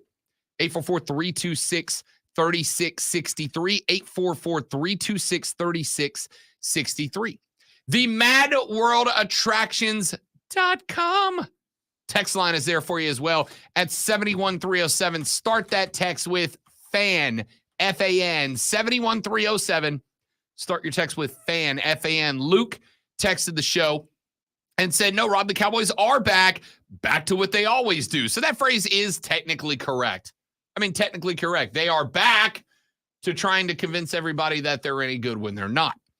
Hurricane Jeff says, what the heck was Mario Cristobal thinking? Take a freaking knee and we're still undefeated. Yeah, we talked about that there, Hurricane Jeff, in the opening segment of the show because it was the biggest dunce head move of the entire weekend. In football, that was the So you're saying idiot move. there was no other really bad moves, no moves as bad as not kneeling down. None of Correct. them. Okay. All right. Not So, one. Okay. There were a lot of bad decisions. That was the worst. That was the worst bad decision. Like by a lot, man. By a lot. So let's get to the Rob B remix. These are the AP top 10 rankings. We're going to put them in the correct order. Ladies and gentlemen, counting down from number 10. At number 10, they have USC. The Trojans, despite being undefeated, are at number 10. Behind number 9, the University of Texas. The Longhorns ate their first loss this weekend in the Red River rivalry to Oklahoma. They dropped to number 9. Oregon is at number 8. Washington also undefeated at number 7. Penn State at number 6 by way of that Red River rivalry win. The Oklahoma Boomer Sooners jumped from 11 all the way up to number 5 in this poll. Your playoff spots as they stand according to the AP: number 4, Florida State; number 3, Ohio State; number 2, Michigan; number 1, Georgia. Now, we know that Ohio State and Michigan are going to play each other at the end of the season. Assuming they're both undefeated, one of those is going to get bumped from a playoff spot, which means that Oklahoma, should they go undefeated, and spoiler alert, they will. By the way, this recent history, but Michigan did beat Ohio State, and Ohio State still made it into the playoff. Correct, they did. I just want to point that out. So correct, they did. But assuming no chaos here, you've got to deal with the fact that Georgia's going to be either undefeated or a one loss in the SEC. You're going to have to deal with FSU, assuming they stay undefeated, which is a possibility. Oklahoma, Penn State, Washington, Oregon, USC, all undefeated. Why are you not throwing North Carolina in there? Because they're not in the top 10 yet, which doesn't make sense to me. Me either. But that's where we are. So, in this show, in this segment of the show, what we do is basically take a look. By the way, North Carolina at number 12, behind 1-loss Alabama, 6-0 USC, 5-1 Texas. How about Louisville? Louisville at 6-0 is behind Ole Miss. Somebody explain that one to me. They beat Notre Dame. They beat a top 10 team, and they are somehow behind Ole Miss. Really? Really? Maybe I should have done the Robbie remix of the top 15. Anyway, we do the top 10. We look at the top 10. Here is my top 10, ladies and gentlemen, in descending order. Now, I cannot take teams out of the top 10 nor install teams. That is the rule. I put it on myself because it makes it easier to do. Number 10. I mean, how can I not put the only team with a loss? The Texas Longhorns, who dropped that game in the Red River rivalry 34-30 against Oklahoma. Let me ask you a sincere question. Is there in recent memory a better single-year turnaround than what Brent Venables is doing at Oklahoma right now? I'm gonna take back some of the things that I've said Seriously? about Clemson assistant coaches, because Brent Venables is showing you how it's done. Although last week when we were talking about it, a texter or someone on the stream pointing out that Brent was at Oklahoma before he went to Clemson. So I mean, He was.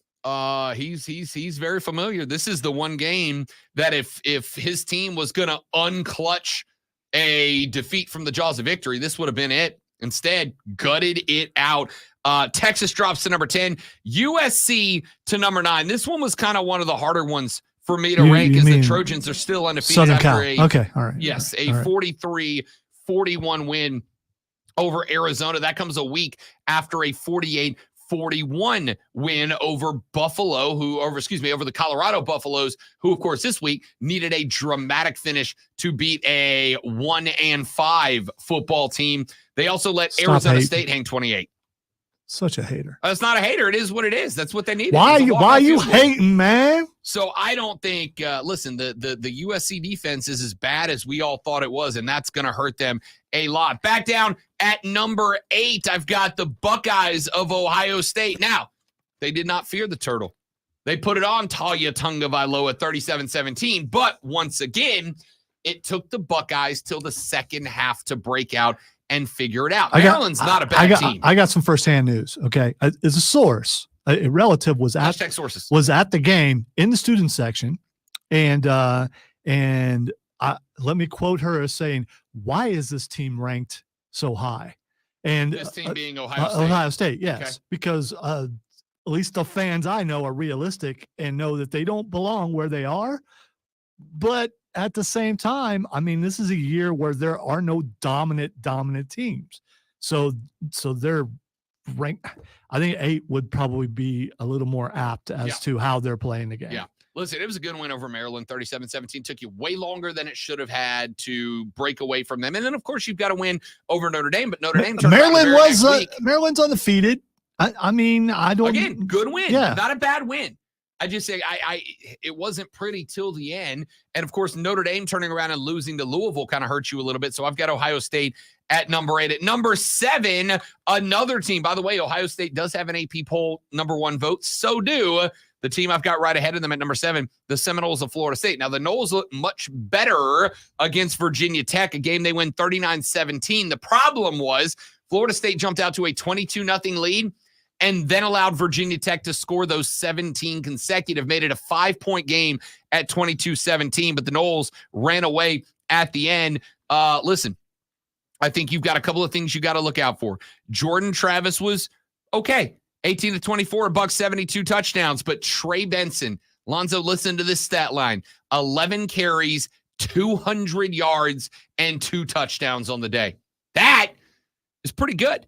Johnny Wilson, 4 catches for 54. 4 catches for Kyle Morlock for 30 yards. Keon Coleman had 3 for 22 as well. Johnny Wilson had 2 receiving touchdowns. But that loss, that very close game against Boston College, and now it's looking progressively not as impressive as we thought it would. That overtime win over Clemson kind of holds him back a little bit. I got FSU at number 7, 1 spot behind the Washington Huskies, who are 5-0 in the Pac-12 at this point. They knocked off Arizona 31-24. Your final, it drops the Wildcats to 3-2. Michael Penix Jr. is without a doubt a Heisman consideration at this point. He went for 363 yards on 30 completions in this one. The Huskies did end up with 4 rushing touchdowns on the day. I like this team a lot. They still got some work to do to prove themselves. That's why they're just outside of the top 5. Let's do this. That's your bottom half of the Robbie remix of the AP Top 10. Let's take a break. And when we come back, I'm going to give you my top 5 teams in America based on what we've seen so far. You likely know who they are, but what order do I have them in? And do you care? Let's find out, shall we? On the other side of this break. My name is Rob Brown. The great one Lonzo's on the 1s and 2s. The Rob Brown Show rolls on. This is the Fan Upstate.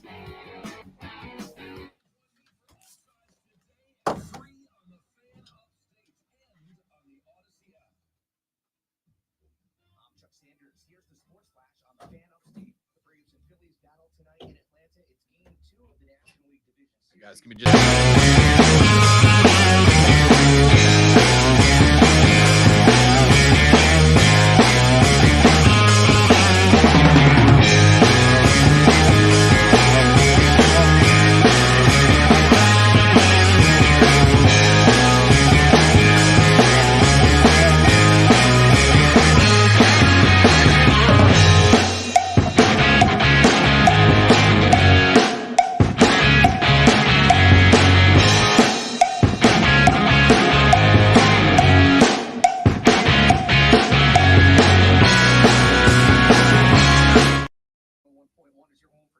all right. Morning. Lester behind the rope. Zach, James. Who else we got up in here? Steven, Skrilla, Tracy, Trey. Everybody, man. Glad to have y'all. And if you are Luke, happy Monday to you, buddy. If you guys are in here and not dropping comments and stuff, please get active in the chat, man. The show is better. Like I say all the time, and I mean it. The show is better when y'all participate, without a doubt.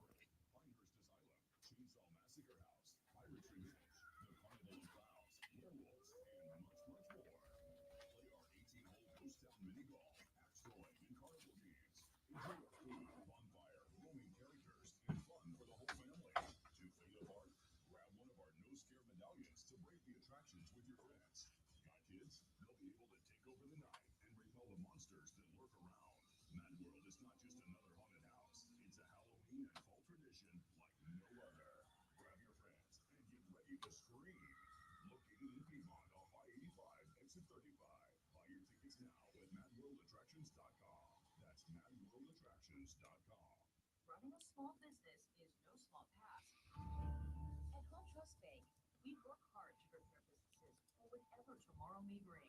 Surprised you can't smell it in here yet, but someone had food delivered. At 7 o'clock in the morning? Breakfast? Yeah. I mean, I forgot people eat breakfast. yeah. A good portion of the world eats breakfast. I have a granola bar pretty much daily. That's pretty much it.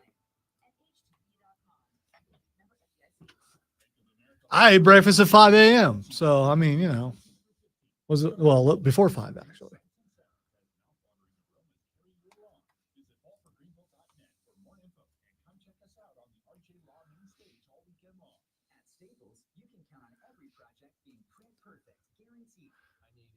Doesn't Andy Reid make you want to go get some nuggies? I can't eat nuggets now without hearing him in my head going, how about those nuggies?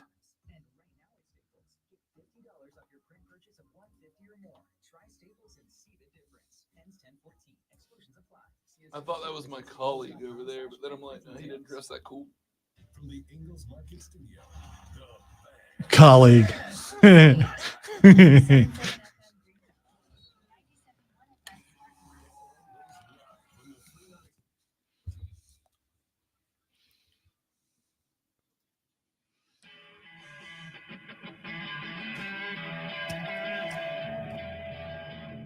What time is it? 7:36. It's Rob Brown time. Sorry, I ruined the moment for you. I You really did. I had this really cool new bumper that just got bumped in. Yeah. It's good. I just really have a problem with your guys' definition of what it's a liner, man. It's a rejoin. A bumper is music. Whatever. I'm not. What am I? I said you guys. Am I a radio guy? You got, yeah, exactly. AP poll: USC 10, Texas 9, Oregon 8, Washington 7, Penn State 6, Oklahoma 5, FSU 4, Ohio State 3, Michigan 2, Georgia 1. We're doing the Robbie Remix, taking the top 10 teams in the Associated Press poll and putting them in what I believe, and maybe no one else does, to be the correct order in the top 10. I gave you my bottom 5. I got Texas at number 10, the only team in the AP top 10 with an L right now. They drop one to Oklahoma. USC number 9 as undefeated, but not really impressing anybody. Defense actually doing the opposite of impressing people, maybe depressing people defensively. I've got Ohio State at number 8. I've got Florida State at number 7 and Washington number 6. Let's take a look at my top 5 teams in America right now. At number 5, ladies and gentlemen, I am putting the Nittany Lions of Penn State, another team that has been slow to get out of the gate week to week, but they have finished every game. Their most recent, a 41-13 win over Northwestern. They blanked a top 25 Iowa Hawkeye team, 31-0. They ran Illinois, Delaware, and West Virginia all off the table, but it took a little while for them to get going in each of them. I think Penn State is a very good team as of right now, but I think that they're going to have to get started earlier when they start running up against some of the buzzsaws like Michigan and Ohio State down the line. Penn State, Ohio State might be the first college team that I take a halftime line bet out on the under, because that game's going to be like 6-3 at halftime and then end 62-59. Can't wait for that. Number 4, I think you've got to put Oklahoma here, right? I think they've earned their way into a playoff spot. Listen, the schedule does not get easier than it has been and does get for the Boomer Sooners. But they're doing exactly what they're supposed to do in every game. They dropped 73 on Arkansas State. They won over a decent SMU team 28-11. They put 66 on Tulsa. They got by a halfway decent Cincinnati team on the road at 20-6. They knocked Iowa State off 50-20, and then they went up against the mighty Longhorns of Texas. They went up against Quinn Ewers, who, by the way, Lonzo, cut his hair. That's why they lost. Yeah. Come on. You lose your strength, Quinn. That's what you do. They escape Texas 34-30, and they do so with 3 things. They convert on turnovers. They score into the ball game with that Dylan Gabriel TD pass late. And most importantly, if you didn't see it, go watch it. That goal line stand late in the game that they had against Texas, kept Texas out of the end zone, that won them the game. They play a little defense, shockingly, under Brent Venables, former Clemson defensive coordinator. I think Brent Venables has had the best single-season turnaround we have seen in a very long time. I got Oklahoma checking in at number 4. At number 3 on the Robbie Remix, a team that has more first-place votes than anybody else, the Georgia Bulldogs. And I'm going to be real here. It was very close to moving Georgia higher up than number 3 because they dominated a game. Now, they dominated 2 games before that, 3 games before that, I guess. UT Martin, Ball State, and UAB. Is anybody impressed by that? No, not really. The 2 games they had against SEC competition, they won 24-14 over South Carolina, a game that the Gamecocks held the lead at the half. They squeaked by a mediocre at best Auburn team 27-20 last week in a game that they needed all 4 quarters and almost a little more to get by Auburn. But then they came up against Kentucky, a team that not only did I think was going to give them at least somewhat of a challenge, but it was almost consensus amongst the BS talking heads like myself nationwide that Mark Stoops was going to have this Kentucky team ready to play. Spoiler, they did not, and they were not. 51-13. And Lonzo, I'll say this for the first time, in my opinion, this season, Georgia looked like the Georgia team that everybody had number 1 since the beginning. That was the first time I looked at the Bulldogs and went, yeah, that team's a playoff team. That team is definitively a playoff team. That win bumped them up to number 3, because if it was anybody else, or if they would have played Kentucky like they played South Carolina and Auburn, honestly, I probably would have had Georgia like behind Washington, sitting around number 6, number 7. It wasn't that they beat Kentucky. It's that they beat Kentucky. I got Georgia at number 3. So this is more about your respect for Kentucky, even though you're dogging them. I got a lot of respect for what Kentucky's done so far this year. All right. I really do. That's a good win. That's a great win for Georgia. I mean that. I think Kentucky's still going to shock some people. That's a great win for the or a great win for Georgia over the University of Kentucky, and that's why they jumped up to number 3. At number 2, the Michigan Wolverines. Wolverines are 6-0. They get a 52-10 win over Minnesota, and that is a commendable, not great, but commendable Minnesota team under PJ Fleck. JJ McCarthy, 14 of 20, 219, and a touch for Michigan in this one. Blake Corum, 9 carries, 69 yards, nice, and a touchdown in that one. The Michigan Wolverines ran the ball for 191 yards and 4 touchdowns on the day. It is a 3-dimensional team.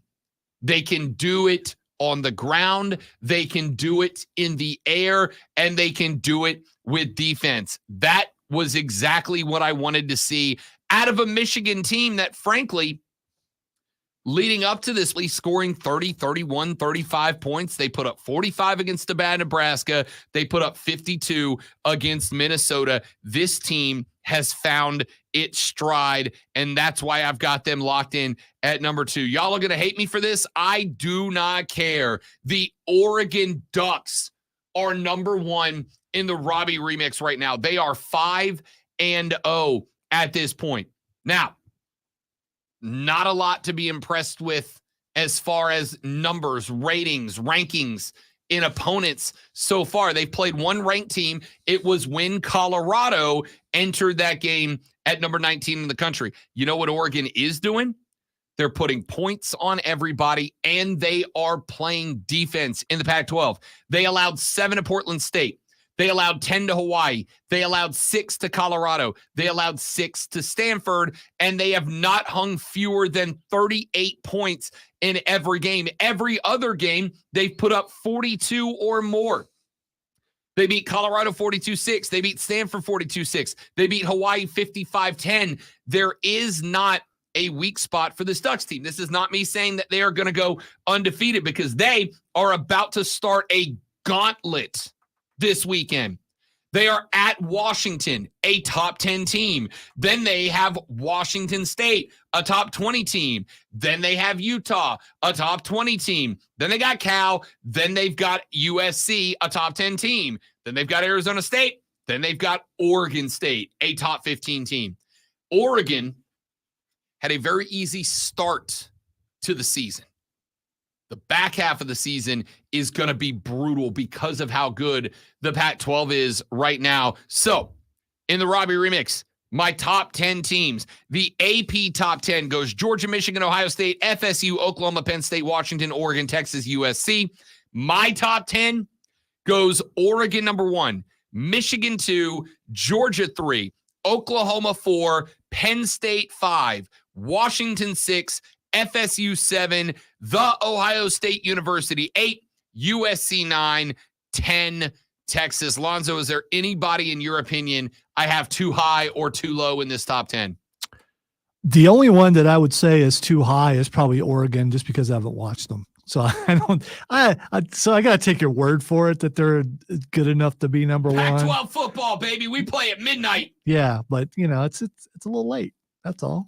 All right, it's a lot late. It's very late. Yeah. It's not very late. It's regular people time. It's just very late for us now. All right. No, it's still really late unless you're on the West Coast, which last I checked, we are not. I woke up at 3:30 this morning. It's a good thing I love you people. By the way, I woke up at 3 and said, "Nah, I'm not doing that. That's my clock ain't went off yet. I'm gonna make myself go back to sleep." Tell you what the worst part is so far. The worst part so far is that now the dog has gotten used to waking up this early, right? So last night I got up. I got up last night, let her out, went back to bed, woke up this morning. And this is where I'm really, really terrified. I just woke up at 3. Not the alarm. Alarm didn't go off. But at 3. this is a good thing, because next month, when time changes, 3 will be 4. Yeah. So you'll be right on time. I woke up at 3 a.m. Just woke up. Not even like woke up, rolled over, went back to sleep. Like, I woke up at 3. I was awake. I went to halftime. I went to bed at halftime last night of the Sunday night football game. So did I. All right. Went to bed at halftime. Woke up at 3 a.m. Now, last week, I'd get up at 3:30, 3:45. When I wake up, the dog would like pick her head up, look at me, and then just lay it back down and do that thing that dogs go where they go and then pass back out. And it was fine. So I get up. The cat's always ready. Like, middle of the night, cat wants to play. You can, 2 a.m, you hear the cat on the other side of the house, meow, constantly. So whatever, I don't care about the cat. I'm used to it. Wake up, usually the dog picks the head up, goes back to sleep. This morning, I just woke up at 3. Woke up and ready to go. Ready to go. Woke up at 3, swung my legs off the bed, and here comes the dog just prancing down the hallway, ready to play. 3:15 in the morning. I am sitting in the bro cave, in the gaming chair, kind of like, all right, I got, 15, 20 extra minutes to wrap the show up, put a segment idea or 3 together, whatever I got to do. Dog's like bringing me her toys to play with. I'm like, dude, it is 3:15 in the morning. Go the hell to sleep. They aren't squeaky toys, are they? No. In fact, fortunately for us, you bring a squeaky toy into the house, it lasts 6 minutes with this dog. Like, she goes for the jugular, all right? She's 21 pounds. You don't have to worry about it. But she goes for the jugular and the squeaky toys. So there are no more squeaky toys in the house. But, it was obnoxious. Anyway, blah, blah, blah. I remixed the remix early this morning is what I'm driving at here. I remixed the remix early this morning. I had a different order when I went to bed last night. I got up this morning. I reevaluated. Yesterday, I had Florida State at 5. I decided to drop them back, right? Good win over Virginia Tech, but Virginia Tech's not that good. They're not bad. They're just not that good. That little kid they got, the running back for Virginia Tech, that tune-in kid, man, that kid is a dude. He is a hard runner, man. But I don't know, Tootin, not Tunin, Tootin, which is a hell of a last name. Tootin. Bashul Tootin, 8 carries, 29 yards, but he earned every damn one of them. Also had 25 receiving. Carmen Drones, 14 of 27, 104. It was a good win, but Virginia Tech's 2-4. I can't sit here and pretend they're a Pac-12 team right now, right? They're okay. They're good. So I had to bump Florida State back. If I said Tootin ran out of gas, would that be a dad joke? Yes. Okay. It would. All right, so yes, I won't say that. You're getting better at it. You're starting to figure it out. I felt like Oklahoma deserved a playoff spot, right? Because we've talked about consistency, not just consistency in scoring, but consistency in all aspects of the game. And I feel like Oklahoma's been as consistent as anybody else. I think Oklahoma deserved a playoff spot. I bumped them up into number 4. Penn State, I had Penn State in a playoff spot at one point. I had to bump them back a little bit. Not that they did anything wrong. Like I said, second half team and teams that are dominating in the second half, Penn State, Ohio State, those teams, just like it's the inverse of USC, right? USC is going and hanging 34s and 38s in the first half, and then they're giving all of them back in the second half. That cost you. And I got them moved back. So I will ask you guys as you pull up to work, my top 10, Texas 10, USC 9, Ohio State 8, Florida State 7, Washington 6, Penn State 5, Oklahoma 4, Georgia 3, Michigan 2, Oregon 1. Who do you think I have too high? Who do you think I have too low? 844-326-3663. Text us on the MadWorldAttractions.com text line 71307. Texter says, look, I know it's Monday and I'm hungover, but what the heck are you guys doing on so early? Did we change hours? Yes, we did, Texter. First off, congratulations on a life that allows you to be hungover on a Monday morning. You're doing it very right or very wrong. It's up to you. Feel me? For real. Do you feel him, sir? I do. Number 2, yes, we are all new in the morning drive, 6 till 10 a.m. every day. We're not all new. It's the same show with an extra hour, but we're on earlier. We're all new in the time slot of 6A to 10A right here on the Fan Upstate. Maybe Rob's wearing new underwear or something. I don't know. No, I'm not. Why are you looking at me for? Because I'm free. Okay, that's TMI. Oh, that's just too much. Man, much. I truly am slow. That's just too much, man. That's just too much. All right. Who do you like? Who don't you like? Who you got too high? Who you got too low? We got a lot going on. All right. Coming up in the next hour of the show. Do you get skid marks if you're going commando? No, Lonzo, because I'm not a disgusting, filthy person. Is it the same thing though? If it's jeans and not just, I don't know because I'm not a disgusting, filthy person. You're also a science guy, so I mean, I'm just trying to figure out the science of it. There are experiments that I don't do, and that's one. It's a different kind of texture, and it doesn't ride the same way. What is wrong with you this morning? What is going on with you right now? We got 2 minutes to stretch, and I was just trying to help. That's where I decided to go. Fart jokes? I did not. I would never say that word. Bob Kraft massage jokes? No, you did that. He is now talking about skid marks? What is going on with the great one today, man? Now I want to listen to Skid Row. Coming up in the next hour of the show, we are going to open with Clock In and Lock In. I'm going to give you my very early favorite lines in the NFL and college football for next weekend's game based on what we have seen so far this morning. So Clock In and Lock In coming up at 8 o'clock in the a.m. I want you all to know that the TMFINR awards are not going away. But we can't do it today because I don't have my soundboard. My button broke. All right, and I refuse to play Taylor Swift. Correct. We did have this discussion, and I said no. That's not. No, that's overreaction or makes sense. Oh, okay. Which we do tomorrow. All right. So I got confused. The TMFINR awards are the That Mother Ain't Real awards. Oh, is that what that is? Okay. Oh yeah. I remember that now. It's for the lizard person lady. Yeah. That's the one. Yeah. Okay. So we're gonna work on those for you later on. All right. Obviously, I lied. We are all new because this is a bunch of stuff that I just ain't got down yet. I'm guiding Lonzo through the time change. All right. It's not easy. It's difficult. It's very early for him. I was not hanging with Jay and Cody because I don't do that stuff.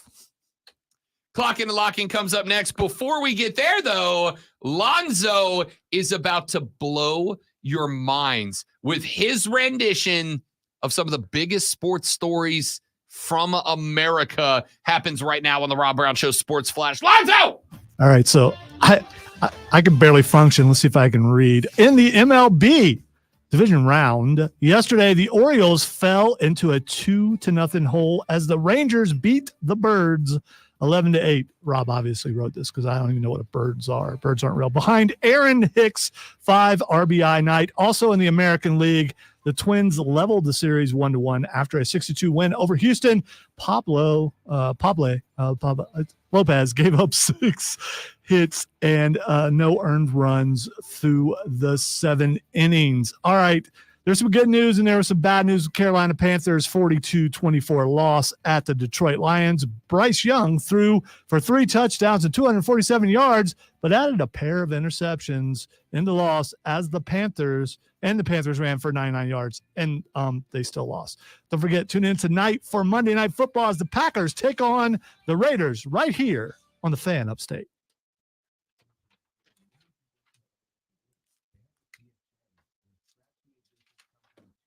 Is that supposed to be Pablo?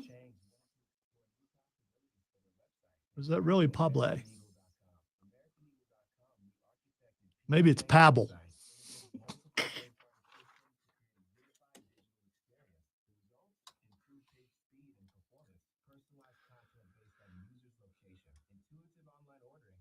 So I need to maybe arrive a little bit earlier so I can rewrite the stories a little bit better because, you know, it's not how I talk, but, you know.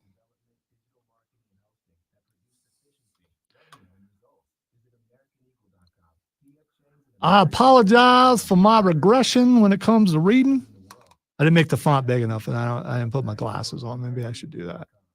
Quit making excuses. It wasn't that bad. I was talking to myself. Well, I'm talking to you guys too, but yeah. Just a little bit, Steven. Just a little. Maybe I left the last part for emphasis.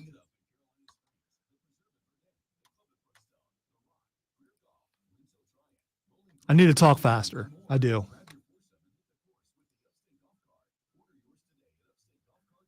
Got to hit that Rob Brown speed. If I hit that Rob Brown speed as far as reading goes, then I'll be okay.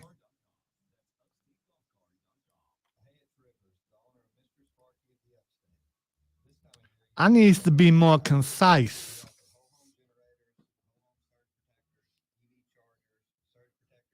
No, I don't think that's right either.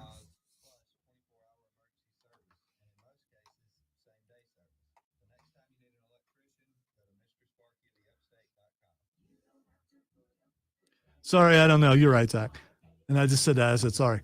I don't know because, you know, I'm not a baseball guy. So if there's any baseball stories, obviously Rob wrote them and I didn't rewrite them because of baseball stories. And so is it Pablo? Is it Pablo? You got it written Pab. I wrote it wrong. Yeah. Okay. So I just go last name. Yeah. So okay. Well, here, let me correct that. Let me put that O on there. There you go. Pablo. I was like, well, it could be. I was like, am I not saying that? I just threw off the whole thing. Thanks, Rob. It's not that hard to turn an E into an O, which I just did. But I'm not reading that one in the next one anyway.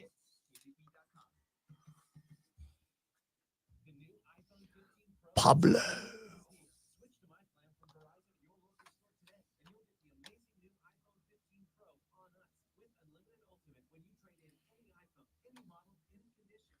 Hopefully I don't get that thing from the boss saying stop over so you can tell me that I need to do better on my reads. Well, we're just sports guys. Yeah, I mean, you know. We're not sports guys. Oh, that was Rob's fault, Steven. I mean, that was it. And, you know, but maybe it's my fault because I don't know baseball like I should. If I did, I would recognize that that was a typo.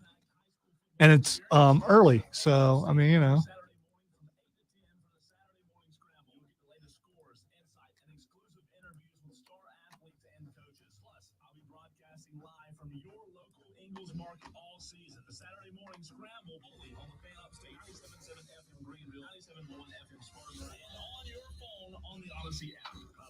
Mad World in the first break.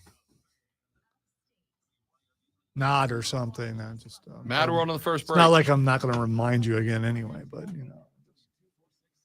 Hey, you haven't had to remind me so far. Hey, Rob, acknowledge me. Maybe I'll work on his schedule. Yeet. I'll see you in about 3 months.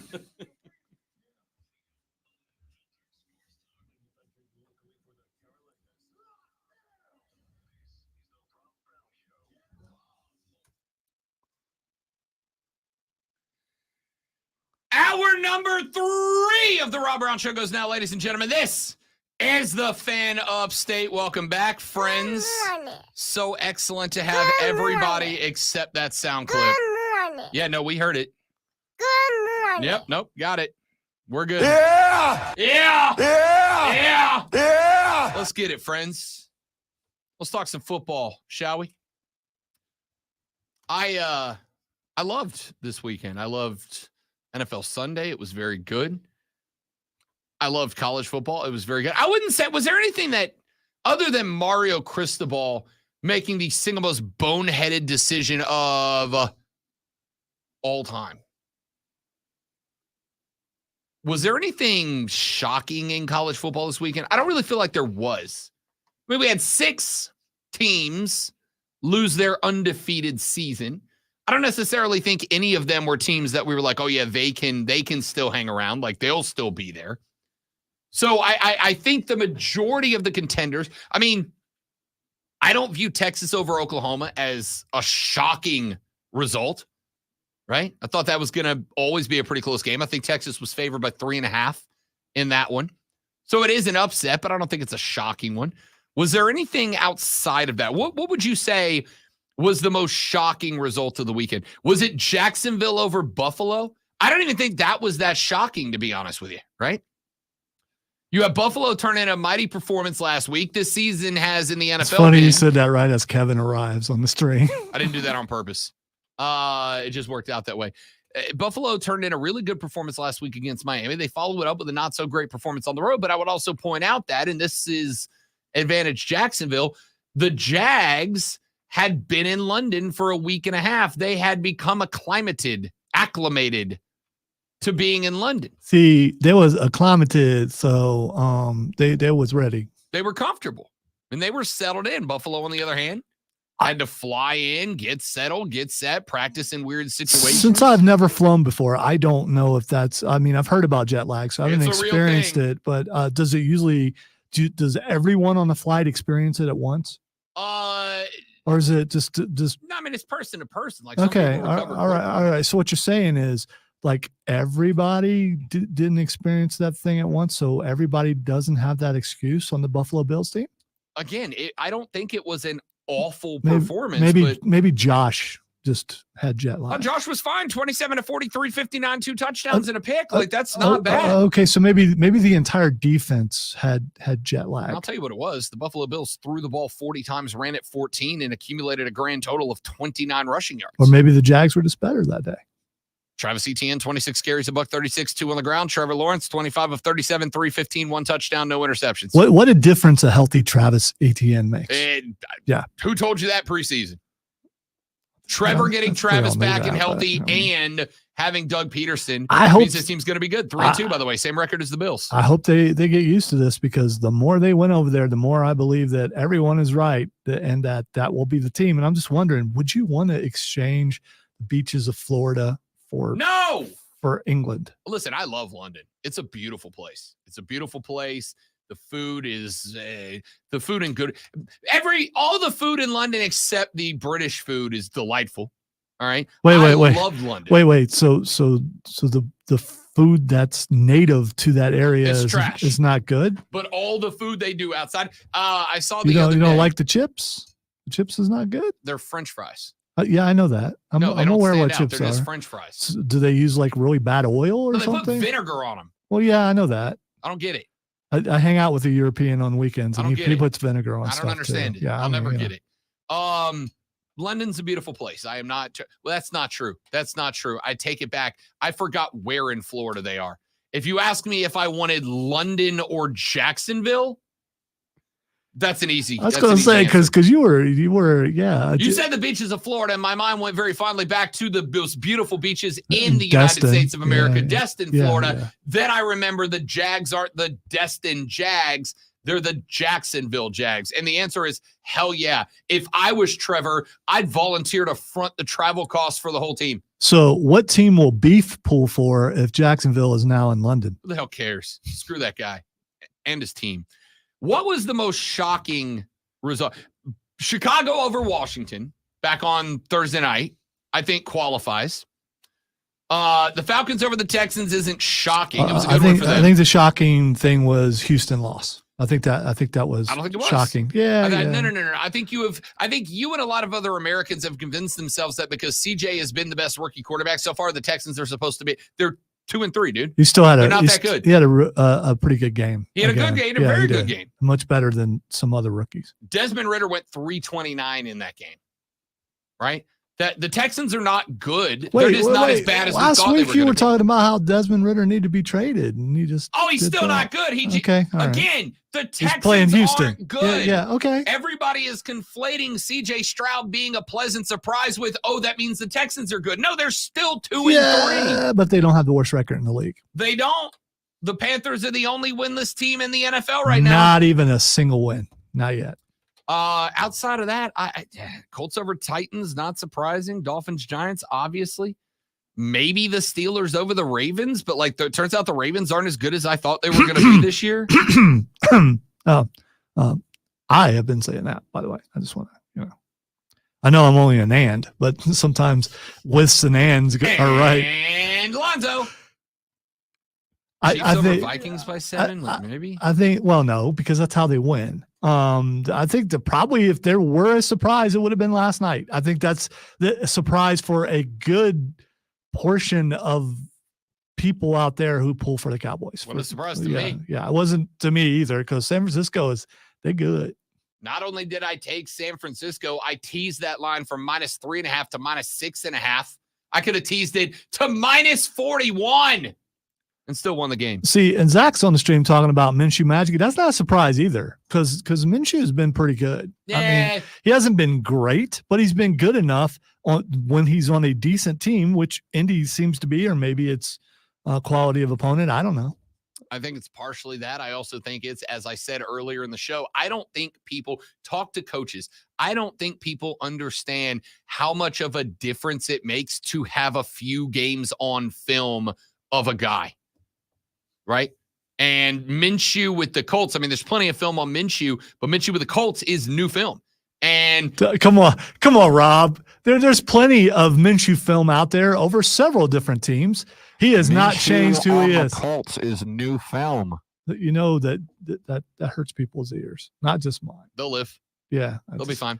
The thing that I hate the most is when someone covers the mic like that. It just. Outside of that, you know what? You didn't overmodulate though, because your level, even though it's very good at even though your level is high, I have it maintained where I know where that is. So, was there anything in college football that was shocking? I don't think there was. Louisville over Notre Dame, maybe the fact that Louisville was over Notre Dame and beat Notre Dame. I think maybe that is the thing. I think that's got to be it. Yeah, probably. Alabama A&M, not shocking. I told you to take Bama minus the 3.5 or 2.5, whatever it was. I think UCLA over Washington State might be it, but UCLA is a 4-1 team too. That's not a bad team. That's not where he plays. Where does he play? Oregon State. Oregon State. It's got a state on the end of it. I'm keeping my. He plays for a state in the Pac-12. I bet there's a DJ on the team. Yeah, James is right. The Miami loss is probably the biggest.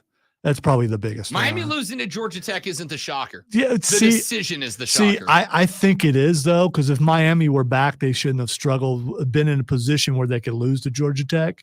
And we've kind of heard Miami's back. It's more of a whisper than a roar. And now we find out that maybe they were back, but the coach made a poor choice. Listen to Rob. Ba, ba, ba. I tried to tell you that game was going to be a game. Did you really just do that? His bets always win so good. That's not working. Nah, it was a shot in the dark. A little pitchy and you're a little bit off time. A little pitchy, dog. Clocking and locking, looking at some of the early lines for next week that I like out of the gate.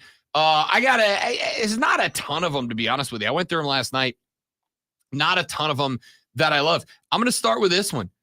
Stanford plus 11 against Colorado. I think I like that. Wow, line. that was like right up to everyone's ear. It really was. That was very loud. All right, I brought it down, so we're good now.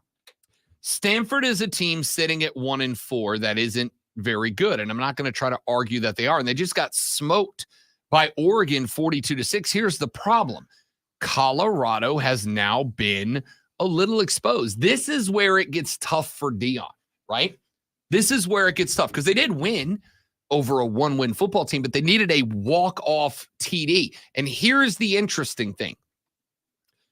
I think all the glitz and the glamour around Colorado is just fine when you're out there blowing teams out of the water or you're winning real good rivalry games like Colorado State. I think it's fine to kind of have that little edge about you. I'm going to tell you what I'm looking at right now. At the end of that game, Shedeur Sanders, who I like and can sling it with the best of them. Shedeur walked over to the Arizona State student section and he threw up his watch and started pointing at it, which somebody went and looked it up. That watch is like $75,000 worth of watch, which for a lot of college athletes, you're like, come on, bro. But it's Deion's boy. I mean, he knows where he knows where he got that. Yeah, Deion's got a little bit of cash. Deion's got some scrap laying around.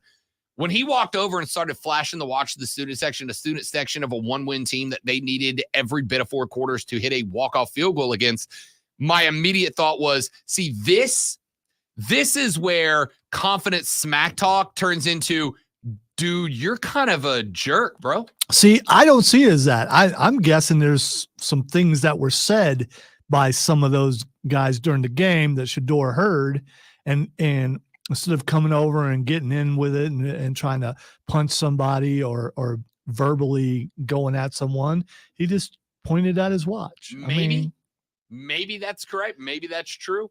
We'll never know unless he comes out and tells us. And even then, we'll never know. But what I do think it does is I think it creates a situation where teams outside are going to start looking at Colorado and actively start disliking them because of that kind of stuff. It's one thing to have a Deion Sanders mentality. It's another thing to pull a stunt like that.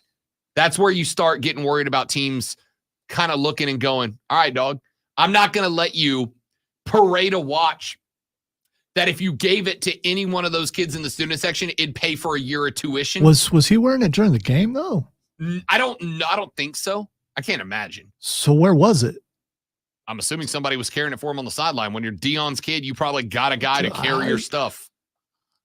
Somebody ran it out to him at midfield when the clock hit 000. Yeah, I think you're guessing there. Yes, I'm assuming that Shedeur Sanders didn't wear a $75,000 diamond-encrusted watch on the football field. Maybe he did. I feel like it's a good assumption. I think you just pointed out he's Deion's son. I think if anyone could afford to do that, it might be Deion's son. Either way, regardless of where or how the watch was or got on him, Stanford plus 11's an interesting line because Colorado doesn't have that overwhelm you presence that they had in week 1 and week 2. Stanford, on the other hand, a football team with a lot of pride and no results to show for it. This is a TV opportunity for them. This is an opportunity for them to go, look, we're having a down year. CMC ain't here anymore, but we're not going to let them make us look like the whipping boys on TV. I like Stanford plus 11. By the way, really quick on the stream, James says that was a heel wrestler move. I'm 100%. not going to tell what. But Keegan says, I saw some tweets that said that the Arizona State students were hardcore calling him out. Because that's the first thing I thought of when I heard that. I go to the positive, you go to the negative. I mean, that's, yin yang thing. That's what we do here. But yeah, I figured it was a classy move what he did as opposed to what you're calling it. I mean, again, I don't have. He could have just not went over there at all, but I mean, I don't. For the record, I don't have a personal feeling about it. I don't care. It doesn't bother me. If you don't like it, beat them. Right? Like, how often have we said that? You don't like it, beat them. There's that. Stop them from winning the game, and you don't have to look at Shedeur's glamoury watch. All right, stop them. I don't care. What I'm telling you is, if you're the next team up, I got that plastered in the locker room. I'm going, look, either you guys go beat this kid, or he's going to show up your whole student section. What do you want to do? You rep the school now. Make it personal. Right? Or you stay classy in the entire student section after you beat them, just holds up their watch. There's no room for college football in class. All right. Okay. We don't do that here. All right. Ohio State minus 20 over Purdue. That kind of feels like free money because it kind of feels like Ohio State has started something. Clock in and lock in with Ohio State minus the 20. I'll give you one right now that I'm really intrigued by. Florida State opens as a 17.5-point favorite over Syracuse. This is I'm not sure which side I'm going yet, right? I'm trying to fill this thing out when I'm supposed to. I need to do is give you the picks before the show so that you know. But here's the problem. I can't make a decision on this. I like the number. I just can't decide if I like Florida State to bring back the offense that played against Virginia Tech this weekend, or the Florida State who gave up 17 unanswered to Virginia Tech, which cost them the spread, by the way, against Garrett Schrader. This is a Syracuse team that has lost back-to-back, and in back-to-back games, after winning 4 straight to open, dropped one 30-14 to a not-so-good Clemson team and got raked by North Carolina 40-7. I kind of want to lean Florida State, but Syracuse, do they bounce back? I don't know. Georgia minus 31.5 over Vanderbilt. Clock that in. Lock that in. That's an easy one to me. Arkansas plus 19.5 against Alabama. Alabama with a good win over Texas A&M. Like that win over Texas A&M. Called that win over Texas A&M, but there was a lot of ugly out of Alabama. Jalen Milroe had a game. He shut a lot of people up this weekend. The problem is everywhere else. Now, granted, it was the second worst officiated game of all season. The first was LSU, Missouri. I don't know if any of y'all watched LSU, Missouri. That was one of the most pathetically officiated games of all time. And for the record, I know that head referee personally. I used to work for him. Jason Autry. Great guy. You know him personally? Personally. Great guy. I'm Stephen A. Smith in here. Great guy. Horrible performance from that officiating crew. Alabama probably wins that game over A&M by 10, maybe more, if it's officiated better. Arkansas is not going to walk into this game like a lightweight.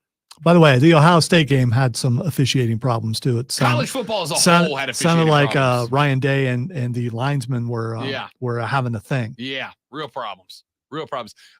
Mike Norvell, I thought, was going to punch the refereeing crew in the FSU Virginia Tech game. They were awful too. College football had a big officiating problem this week. Oregon taking on Washington this weekend. The Ducks are catching 3 points, +3 for the Ducks. I like Washington a lot. They can sling the ball around, but I think they're up against the first team that can do it too and plays better defense. I like the Ducks +3 in that one. And ladies and gentlemen, let me go ahead and just officially tick off everybody in the upstate here. Give me the Mighty Gators of Florida. Florida is catching, where'd my line go?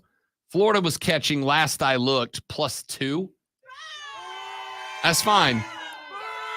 If that line moves, and I think it might, if that line moves to +3.5 or better, take Florida. I think they're going to be within a field goal of the South Carolina Gamecocks this weekend. Nope. It is in Columbia. Nope. But take Florida if you get that line at +3.5 or better. Let's take a break. We'll come back here in just a minute. Got a few more things I want to knock out in this hour of the radio broadcast and your calls. I'm looking for them. 844-326-3663. Text us on the MadWorldAttractions.com. Text line 71307. Start your text with FAN. And if you're enjoying the show, do us a favor. Tell your friends about us. Tell your family about us. This show grows via word of mouth.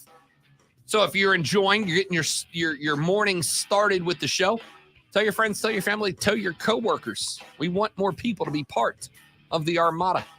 We're back after this on the Rob Brown Show on the Fan Upstate. World. I knew it. All right, guys, quick live reading. We're right back. Don't go anywhere.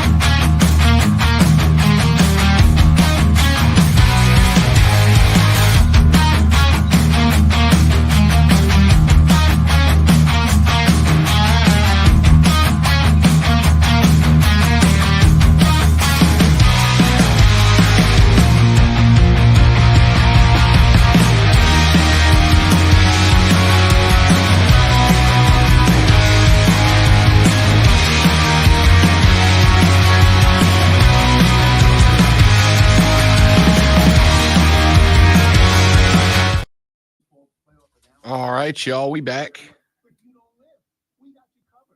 I really should use Mad World. It's so scary. I won't even go as the live read. I don't think I could give it a better endorsement than that. I'm guessing that'd be frowned upon. Probably. The American original for over 100 years. Better buy Barbasol. Sponsored by Corley Plumbing, Air and Electric. At Corley Plumbing, Air and Electric, we offer flexible financing options with low monthly payments to meet your needs. Call Corley Plumbing, Air and Electric today or book online. CorleyPro.com. That's CorleyPro.com. Mark Ryan tells it like it is. Coming up on a Monday episode of Offsides with Mark Ryan and Diesel, Jacksonville played 2 games in London consecutively. Is Trevor? I'm guessing the answer would be no, Stephen.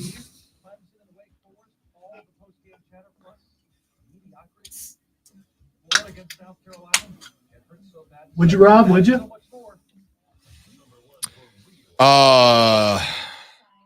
That's a. I would probably do it for a free PS5. Yes, I would hate every second of it. I'd be miserable, but I feel like I get enough enjoyment out of a PS5 to justify it. So I got a tweet during the break there. We talked about Shedeur Sanders. I told you I really like the line of Stanford plus 11 because they're not going to want to get shown up, right? Proud program. And at RL Perry 21 goes by the handle Ray 2 times, which I dig. Ray hit me up and said, I bet you didn't get upset when Johnny Manziel was doing this stuff. For the record, just so I'm abundantly clear here, Ray, I don't care. I got a pair of Dion's blenders shades down in the car because I have been hashtag influenced. Yeah, he went straight away. We were watching Dion on Pat McAfee while it was going on. Yeah. He went online and ordered them. Yeah, I have been hashtag influenced. I am in on what Dion has been doing at Colorado. I don't care. In fact, I think it's good for college football, personally, to have characters. I think it gives it some character as a whole, as a sport. I'm fine with it. I was fine with Baker Mayfield. I was fine with Johnny Manziel. I like characters in sports. I was not talking about that as a fan. I was not fine with Baker Mayfield trying to plant the flag. That was just uncalled for. How many times have we said it? You don't like it, beat him. All right. So I don't care. I actually like that kind of stuff, but Cleveland got Baker back for us, though. They did. What I am driving at here is how it impacts the game, how it affects the team, right? And from a gambling perspective, which is what that segment was, from a picking perspective, that kind of stuff to me can absolutely influence how a team attacks you the next week. When you go up against a boring-ass vanilla quarterback, more than likely, you're not putting any extra emphasis on it. But when you're up against the quarterback that you know, if he torches you, he is going to run over to your student section and flex on the entire stadium, you're going to throw a little extra oomph to try to stop him from doing that, right? Because it's one thing for your team to get humiliated. It's another thing for a dude to flex on your entire stadium, and they all associate that moment with you forever. Forever. The last thing that some of those kids on that Arizona State team are going to remember is that time that Shedeur torched them and then flexed on their entire fan base, right? So I don't care that he does that. As I've said about Dion and Shedeur and Shiloh and the entire Colorado team, I'm on board. I have been influenced. And I'm not going to make any apologies or excuses for it. I like it. But I also think, much like, say, Conor McGregor, Zoe, how many guys do you think went a little extra in a quest to knock out Conor McGregor when he was in his prime? Probably everybody he fought, right? Because his legs are the weak point, though. Obviously. For sure. But how many guys went a little extra? All right, how many guys went a little extra to end Conor McGregor? Not win decisions, to end him. I don't think that's over, by the way. Next time he gets back in the octagon, which won't be till like next year, someone will still be 100%. Because you run the risk when you run smack. Listen, when you run smack, there are benefits that come from it if you're winning. The other thing is his dad used to and probably still does have the best smack in the game. 100%. So, I mean, did Dion win every single time? No. When they walked him off, there is a video that I loved, by the way.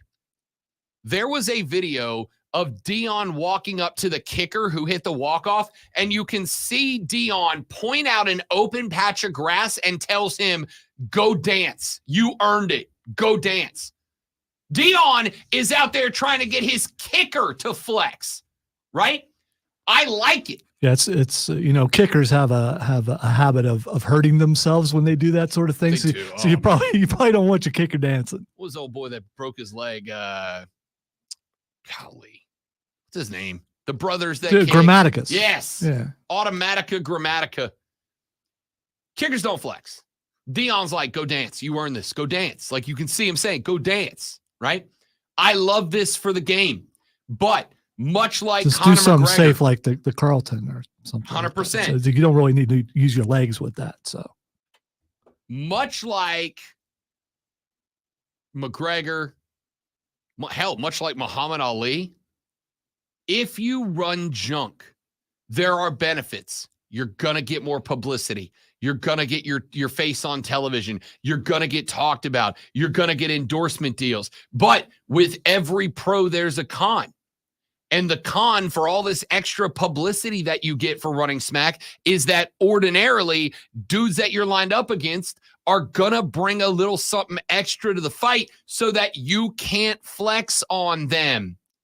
But see, that's part of getting in someone's head. I mean, that can affect them in a negative way too. And then there's some guys like, okay, I'm going to get you for that. Other guys that can't get it out of their heads and they're going to make mistakes and do things that put the advantage on your side. So, I mean, it's classic wrestling. I mean, that's just how you do things. Everything is wrestling, baby. It's real simple, man. I am not challenging Shador. If you're affected by Shador, you're a mark, man. Yeah. That's what you are. I'm not saying that I am against it. In fact, quite the opposite. Bought Dion shades the day he went off on that deal with blenders. Should have went with the gold. The gold. I'm going to. I'm getting a pair of the gold. I'm getting a pair of the gold. I went with the all blacks. I'm getting a pair of the gold next. I'm all in. I think it's good for college football. It gives it character. It gives it something to be intrigued by other than just X's and O's, Jimmys and Joes. And I think that's great. The only thing I was pointing out, it was not a critique of Shador. It was not a takedown of Shador. The only thing I was trying to illustrate in a game in which I am saying I like Stanford plus 11, the only thing I'm trying to say is when you do that, you get all the benefits. Shador Sanders is one of the most high-profile and visible college athletes on the face of the planet right now. The drawback is teams don't want to get flexed on. Teams don't want you running up and showing out in front of their student section and associating that moment with you and your team forever. And the only way to prevent that is to go out there and punch that dude in the mouth and try to finish him before he gets started, which makes Stanford plus 11 an interesting play. Now, I'm also going to tell you, I like that line up front. I'm not going to push the button yet. And I'm not going to push the button because the public has been over-betting Colorado all year long. They've been over-betting Colorado all year long. And because of that, I'm going to wait till inevitably the public pushes that line closer to 13.5. I'll take every point I can get.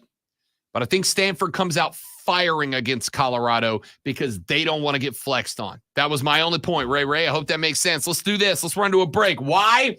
Because when we come back, I told you that one guy on the text line.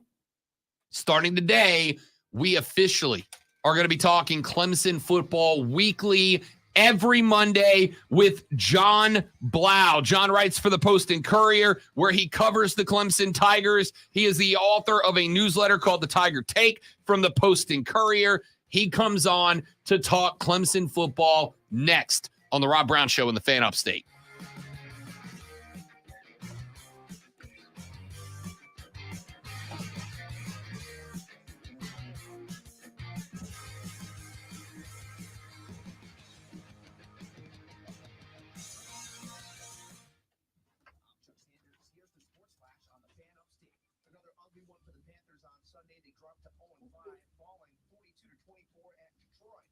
Falcons led at 28-10 at the half. Bryce Young, 3 touchdown passes in the loss, 247 yards, but he was picked off twice. Detroit's David Montgomery carried the ball 19 times for 109 yards and a TD.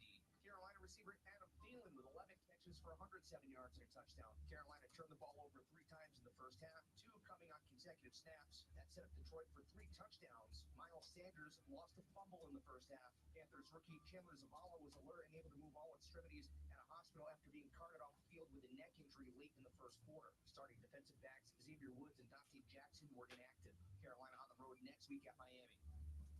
The Fan Upstate is your home for Furman Paladins football play-by-play all season long. Catch every game right here live.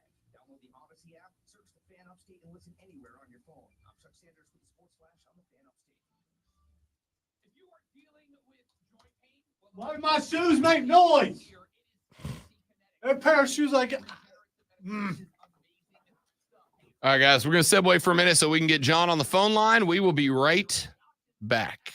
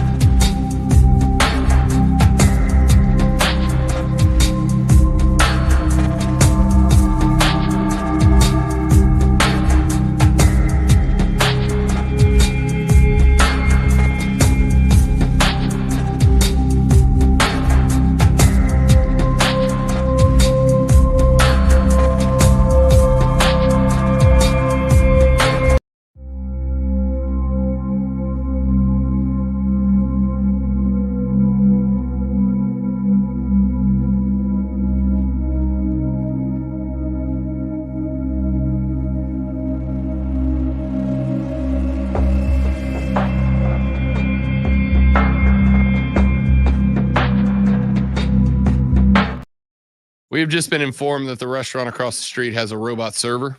And by the way, it sounds like anime when it talks.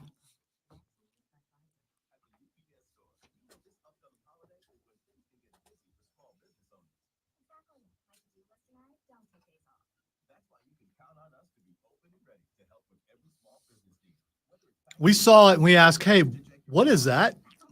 And she said, oh, it's a robot. We're like, okay. And then she turned it on when she walked past just so it would talk. It's like, okay. It was an anime female voice. And it just fit perfect with the robot. She said I can turn it on, but it'll only like roll like 2 feet to where you are. It's like, never mind. Because it's AI, and I'm worried that it would catch on fire or something, just because I'm there, because they know who I am, and they fear me, and they should. I'm the only one against their message.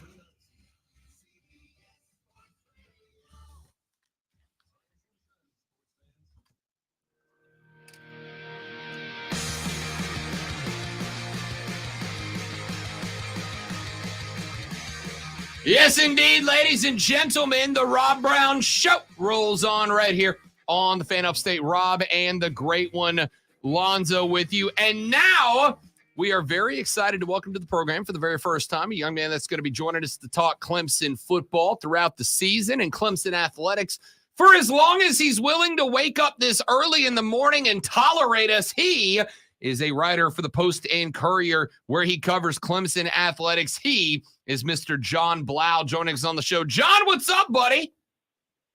Hey, how are you, Rob? Doing very well, my man. How are you, bud? Happy Monday morning. How we feeling?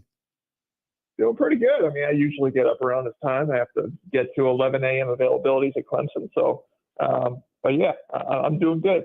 I dig it. Let's jump right in, man. Like, we start with this Clemson-Wake Forest game.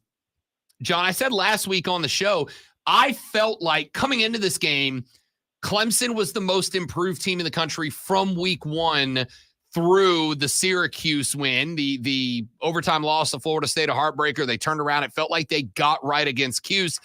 And then it felt like there was just a massive regression against Wake Forest this weekend. A, do you agree? And B, if so, what went wrong? Yeah, I think I agree. I don't know what went wrong. I mean, sometimes progress isn't always linear. This is still, a new offense, I guess, under Garrett Riley. You have a bunch of young guys. Obviously, the quarterback's a first-year starter and sophomore, Kate Klubnik. So you expect these kind of efforts every now and again, especially Wake Forest had the bye week, so they had 2 weeks to prepare for them.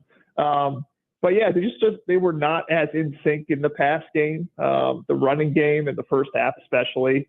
Not able to really get anything going. I think it was 2.7 yards per carry early. And then obviously they popped stuff off late, but just not able to stay on schedule, turning the ball over, which is a problem they've had many times over. Obviously that fumbled exchange early put them in bad field position. Just a lot of not good circumstances for the offense. And again, like you said, they seem to have taken a huge step forward at Syracuse. And they kind of lost their momentum there. And so, yeah, it'll be interesting to see. They got a bye week and going to Miami if they get it back, but who knows sometimes. So there's been a lot of talk, and I'm not going to throw anybody under the bus. I've been on this boat that some of the games, Clemson versus Duke, Clemson versus Florida State, it has felt like there were points in time where Dabo Swinney kind of took the controls back from Garrett Riley. It felt like there were points where Clemson was kind of running the same Clemson offense that a lot of fans had a complaint about last year.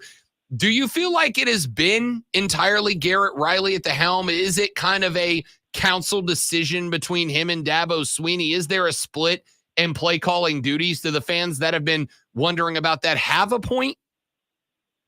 No, I think this is Garrett Riley's offense. I just think it's, they're still figuring out personnel. They're figuring out the mix in terms of, obviously a coordinator's got to figure out the strengths of his players, what his quarterback likes to do, what he doesn't like to do. I think there's a little bit of that process going on. In terms of the offense, I think everybody kind of looks at, Garrett Riley as someone who descends from that air raid tree, and they think, okay, we're just going to be tossing it down the field all day long. But I mean, if you read or if you kind of paid attention a little bit more, this is a guy who runs a very balanced 50-50 type of offense. And he runs and he passes.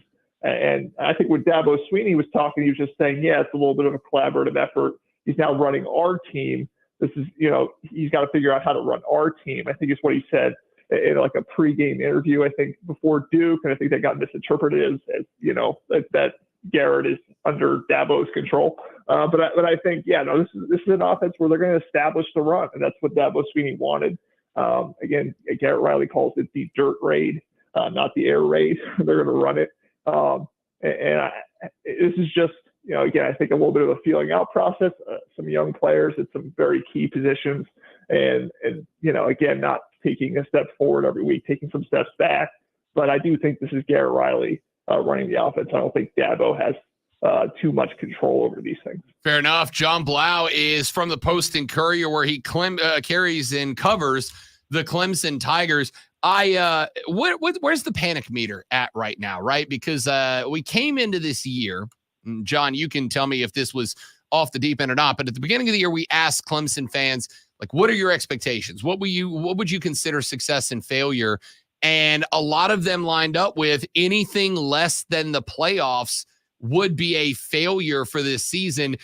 What would it take through the rest of the ride for you to say that Clemson had a successful year? And did the bar get set too high by those fans out of the gate? Yeah, I mean, I think it was set a little too high. And obviously Clemson helped set it themselves, obviously, with their history of, making playoffs and 2 national championships. I just think the standard has gotten to a sky-high level where they can't reach it every year. And I think, everyone saw the potential in terms of what they brought back defensively, a lot of veteran guys there. And I don't think the defense has really been much of a problem thus far. But the defense, and then you have the potential and the hope behind a new quarterback, a new offensive coordinator. You bring back a more experienced offensive line. But yeah, that Duke game showed that, Cade wasn't quite ready yet. I mean, I think it takes a while for a lot of quarterbacks to get settled in. I think everybody thinks of Trevor Lawrence, Deshaun Watson, and all those guys, and they want it to happen immediately. It did not happen immediately. I mean, that Duke game was a little bit of a struggle for the quarterback, and then the turnover problems is what cost you a game against Florida State. And so, I mean, obviously those 2 losses were really, really tough. They kind of set back kind of what you're capable of accomplishing this year. And then I would say, yes, the Wake Forest game step back kind of makes you wonder about things. I think if they get 8 or 9 wins this year, I mean, it's a pretty decent year. If they get 10, it's a great year in terms of them being able to recover from those 2 losses and be able to kind of get some momentum going into next year. But yeah, ACC championship, probably very little chance of that happening. I don't think you can really put that on the table right now. Obviously, playoff, almost impossible unless they were to run the table. And there was a ton of chaos in college football elsewhere. So, yeah, successful season, just, 8 to 9, maybe 10 wins. And you don't kind of keep taking backward steps like we saw in that Wake Forest game. John Blau from the Post and Courier talking Clemson football with us here on the Rob Brown Show in the Fan Upstate. John, I think obviously Dabo Swinney has been the best coach in Clemson's history. He's still a fantastic football coach, no doubt about it. But every week in the 2 losses and the games, including this past weekend, where Clemson maybe didn't quite succeed the way we thought they would, Dabo Swinney has come out and said, "Oh, look, like we're close. We're making all the right plays." It's been overwhelmingly positive out of him. Is that kind of a face? Is that kind of a character? Does Dabo Swinney have any sort of concern that you are aware of? I know he does a wonderful job in his press conferences of keeping it upbeat and positive, and that is kind of the defining character trait of Dabo Swinney. But are there any concerns behind the scenes about where this football team is right now, not living up to the playoff expectations that many fans entered into the season with? I mean, I'm not quite sure. I don't get to have, backroom conversations with Dabo, but I mean, I would go back to last year and say, obviously a lot of it was positive all year about the offense and the forward progress that Brandon Streeter was able to bring. And then at the end of the year, he made a change. And so, yeah, Dabo will say what he says publicly. I think it's as much for his locker room and also just, again, his, I guess, how he sells things and how he likes to, think about things and lead and all of that. But at the end of the day, if he thinks there's a problem, he's going to make a change. He's going to make a fix. So I'm sure there are things that he's aware of in terms of that they're not quite living up to, that they have to get better at. Obviously, I think he still has belief in Garrett Riley. It's still early. We're just 6 games into his tenure as the offensive coordinator. But yeah, I'm sure they're evaluating things, and there are things that they don't think are quite where they need to be. Again, the quarterback's still growing.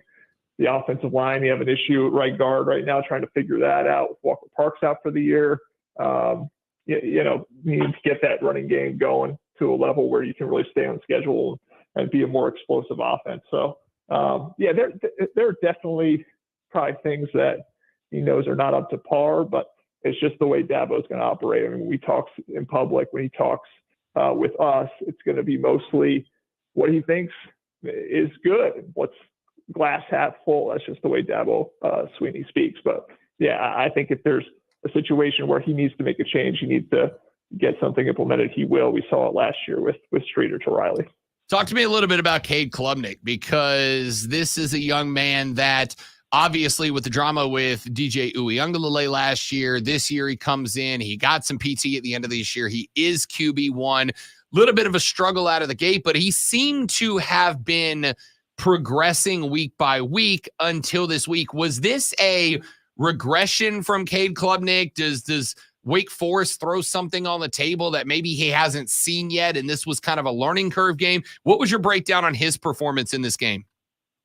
Yeah, I mean, he looked a little off at times. I mean, I think there were a couple throws where he just didn't quite put it where it needed to be. There were a couple throws where there were drops. I mean, I don't know if there were miscommunications. There were just some things where, again, he was going to have to more dink and dunk the ball down the field because Wake Forest was playing off and they weren't going to let him just go vertical like they were able to in the Syracuse game. At the same time, I would say, I mean, and Dabo Sweeney would say this a lot with even DJ, that, it's the cast around him has to play better. And if they can't run the ball the way they weren't able to run the ball in that first half, you get off schedule, you get in bad field position, you're going to have trouble matriculating the ball down the field, and it's going to make it even tougher on the quarterback. So things need to happen around him to make it, easier on him, because he is still a young guy who's kind of figuring things out, still has a receiver core that's very young, that's kind of figuring things out. So, he wasn't as sharp as he was at Syracuse. I think he had taken steps forward actually in the FSU, and Syracuse games, like 3 steps in a row. This was maybe one little step back. But I would say he's been getting better as years going on. Seems to be maturing, seems to be, figuring out when to run, when not to run, escaping, extending plays with his legs. Didn't see that quite as much, I guess, in the Wake Forest game. But I would say overall, the trend line's been pointing up, a little bit of a dip at Wake Forest, and that's what will make the game at Miami that much more interesting. Interesting game indeed, but you do catch the bye week before. John, how big is it for Clemson to have the bye week? Because listen, this Miami team with maybe the most depressing loss of all time against Georgia Tech this weekend, based on how they lost it, they are going to want to be getting right against Clemson. How big is it for Clemson to catch the bye week before they travel down to South Florida? Yeah, and I think doesn't Miami play North Carolina this week too? So I mean, they've got a lot on their plate coming off of the loss they had to Georgia Tech, and Clemson gets 2 weeks to kind of prepare for Van Dyke and that offense. I think Miami's defense is a little more struggling, so maybe you get a little bit of a break there. But yeah, you want to get everything back in order. I think again, having that bye week after a not so great offensive performance is good. It allows you to kind of get the film room, see what you did wrong, kind of correct those things. Health-wise, obviously, it's a big deal. You get Antonio Williams back probably the next game out at Miami. You get Nate Wiggins back at corner. They were both held out from this game. They did dress, but they didn't play. So yeah, it's a very big week for them in terms of trying to get healthy, trying to get better. Then you get to go to Miami and see if you can get a pretty big ACC win and get things going, because it's going to be a really difficult back half of the schedule. I mean, you got Miami, you got a road game at NC State, you got North Carolina, you got Notre Dame, you got South Carolina, who you lost to last year. So it's a lot of tough games, and they're going to have to be ready for them. And this is their kind of last chance to catch their breath before they go down kind of that bumpy stretch in the second half of the season. All right, John, last one, and we'll let you go. I was looking through some of your work earlier at the Post and Courier website, postandcourier.com, and you mentioned in your bio there that you're a South Jersey guy who, quote, grew up on Rocky marathons and hoagies, which I love. Best hoagie in the upstate, because now I want one. Where am I going? You got to be my source on this, pal. I haven't even tried. I mean, honestly, I assume the hoagies here are not that good because it's in South Carolina. I don't know. I've gotten some cheesesteaks, which there actually is a place. I can't even recall off the top of my head. I wish I studied up before, but yeah, there's a cheesesteak place here that's pretty authentic. But yeah, hoagie wise, I have not done a lot of research. I guess you'll have to tell me. Well, I feel like this is going to be a further collaborative effort. On Mondays, we'll talk Clemson football. On Fridays, we'll compare notes on hoagies and Philly cheesesteaks. Okay, sounds good. Love I'm it. up for that. John Blau covers the Clemson Tigers athletic programs for the Post and Courier. You can find his work there. They also have a Clemson newsletter called The Tiger Take, which you can subscribe to by going to postandcourier.com/The Tiger Take. John, great to have you on the show, buddy. Appreciate the time, man. We'll talk to you next week, pal. Sounds good. Thanks, Rob. You got it. That is John Blau, JON_BLAU from the Post and Courier. Lonzo has a delightful little sports flash coming up for you here. Then we take a break. Then we're back with the final hour. Lonzo, amaze the people. All right. First of all, little is what people say in the business to demean. I just want to point that out. In what was billed as speaking of demeaning, Sunday night football showdown, the San Francisco 49ers arrived and the Dallas Cowboys did not. Dak Prescott tossed three interceptions, and Brock Purdy threw 4 touchdowns as the 49ers dominate the Cowboys 42-10. Your new college AP top 25 is out. Georgia is still at number 1. That team up north is number 2, followed by Ohio State and FSU. Coming in at number 5 is Oklahoma, followed by Penn State, Washington, Oregon, Texas, and rounding it out with USC. Don't forget to tune in tonight for Monday Night Football as the Packers take on the Raiders right here on the Fan Upstate.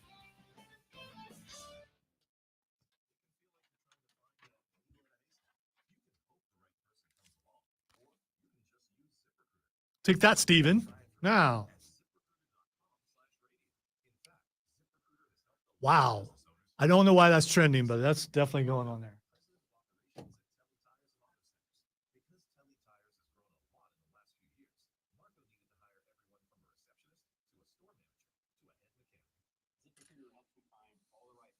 So yeah, in radio, if someone says your little this, like your little segment or your little show, it's meant to demean.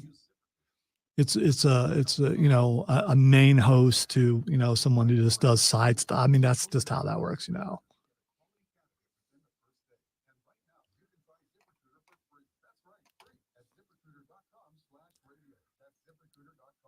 Yeah, last year San Francisco was just starting to get into what they could be, and then of course Brock Purdy goes down, or that game might have been different last year, James, between Philadelphia and San Francisco.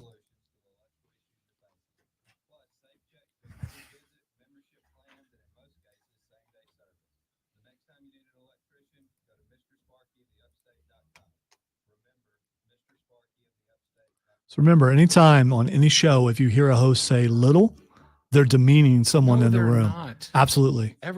See, Rob, when he used to be a producer, when he was one of us, he understood the vernacular and the biting comments of those who are labeled as talent, trying to keep the real talent down, the people on this side of the board, the guys that are doing everything. But whatever. Doing everything. Doing it all, man. You're the one that says that all the time. It's not a lie. It's the truth. Alpha for a reason, baby. I mean,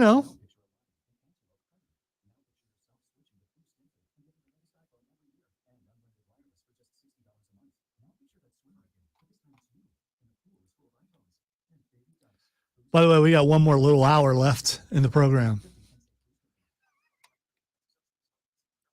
It's going to be live though. I mean, in many different live as in live, and then live as in yo, we live, yo. Or hype, or what are the kitty turns? Oh, what are they saying Lit. now? Lit. It's gonna be lit. Is turnt still a thing? I don't know. Is it? I don't know. It used to be not a thing. Okay, let's do that. I don't know where he went, but he just left. He just does that. He just gets up and leaves. I have to do what little I can do to salvage things if he doesn't make it back in time.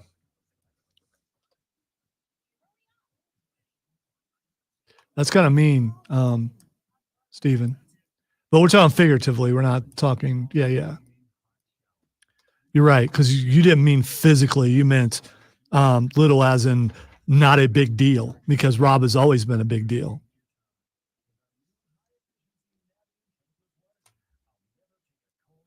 Keegan, I used to not have thick skin, but I also used that as motivation. When Russ Castle said, you just go ahead and stay on your little show on the weekend, because I made him mad. And so usually when someone says something about, you're little this, or you're too abrasive, or I make a liner out of it. So,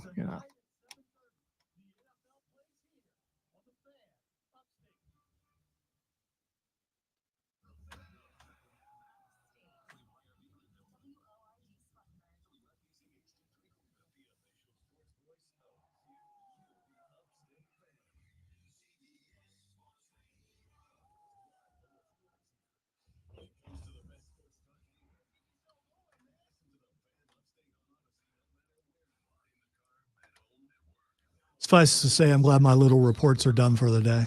And I don't have to be nervous anymore, which is just stupid. Why the heck would I be nervous over that? It's because I know the expectations coming from the talent side, and it's hard to meet those. By the way, I couldn't use the cat button. I was neutered. I just want you guys to know. Welcome back to our little show, y'all. On this here little radio station. I'm your little host, Rob Brown. No, you're not. And the big dog producer who does everything. Excuse me. The great one, Lonzo. Excuse me. I'm waiting for the correction. For which part? What's my door say? Oh, sorry. The executive producer. Now. Who does everything. Only door in the building that says that. It really is, actually. Yeah. It is the Rob Brown Show. It is the Fan Upstate. Welcome back. Hour number 4, ladies and gentlemen. Multiple ways for you to be a part of the radio broadcast today. 844-326-3663 is the phone number. You can jump on air with us. Jump on the air with us. Come on over here and have some fun with Rob and the boys, because we're going to talk a little bit more sports this hour. Hopefully we'll get into some Clemson and maybe some Panthers. I mean, we did get into some Clemson. Let's get into some Panthers. Thanks to John Blau for coming on, by the way. Yes. JON_BLAU, John Blau on Twitter. He also writes for the Post and Courier, which you can get at their website. And if you're a Clemson fan, sign up for their newsletter. And also, Rob threw it out there. Where's the best hoagies? I mean, and what's the difference between a hoagie and a sub? And a grinder. Where you live, and a grinder. Where you live when you order it, I think. Because I know where you can get some grinders, and grinders, I believe, is the closest thing to hoagies, according to a song that I heard. According to hoagies and grinders. tasteofhome.com, though their names are often interchangeable, there actually is a bit of a difference between a hoagie and a sub. A hoagie uses a harder bread and is usually served cold, whereas a sub uses a softer bread and can be served toasted or cold. A sub's bread is also fully cut, and a hoagie's bread is only split. Wait. What split where? So it's basically a hot dog bun. Sub hoagie. That's a wonderful illustration. That makes no sense to me. So sure it does. It's like Sub, so it's like 2 pieces. Okay. Hoagie, folded, still hinged. Okay, but you should have went like this instead, because doing it that way makes it look like it's long ways. You see what I'm saying? This you went from there to that, so that made me think. Okay, so just like one little end, and then it's like still. Hey, you did it, man. Also, apparently, it's only a hoagie in Pennsylvania. Really? Yeah, that's so it's not a hoagie anywhere else. That's what Eater.com says. Well, I mean, Eater.com says it's got to be true, man. According to Eater.com, Philadelphians in particular have their hoagies. A hoagie is just a sub. The Oxford English Dictionary literally defines it as a, quote, submarine sandwich, end quote. But the Pennsylvania folk have insisted on making it their own. According to Bon Appetit, the term likely comes from Depression-era jazz musician and sandwich shop owner Al De Palma, who started calling his submarines hoggies because you had to be a hog to eat a sandwich that big. Hoggies somehow morphed into hoagies, and you got yourself a regional sandwich term. Did you say sandwich owner-operator Al Capone? Al De Palma. Oh, okay. Sounds like a Sopranos character. It does. Head over to New York City and you'll see a similar sandwich referred to as a hero. The term likely comes from the New York Herald Tribune columnist Clementine Paddleworth. Clementine. Paddleworth. Yeah, I mean. Who in 1936 described a sandwich as so large, quote, you had to be a hero to eat it. So basically, I can't be your hero, baby. If you want to name a sandwich, just say you have to be a blank to eat it, and then that thing's the name now, right? So you have to be sturdy to eat it. Could be the Rob Brown Show sandwich. Yeah, who wants to do that? Grab yourself a sturdy.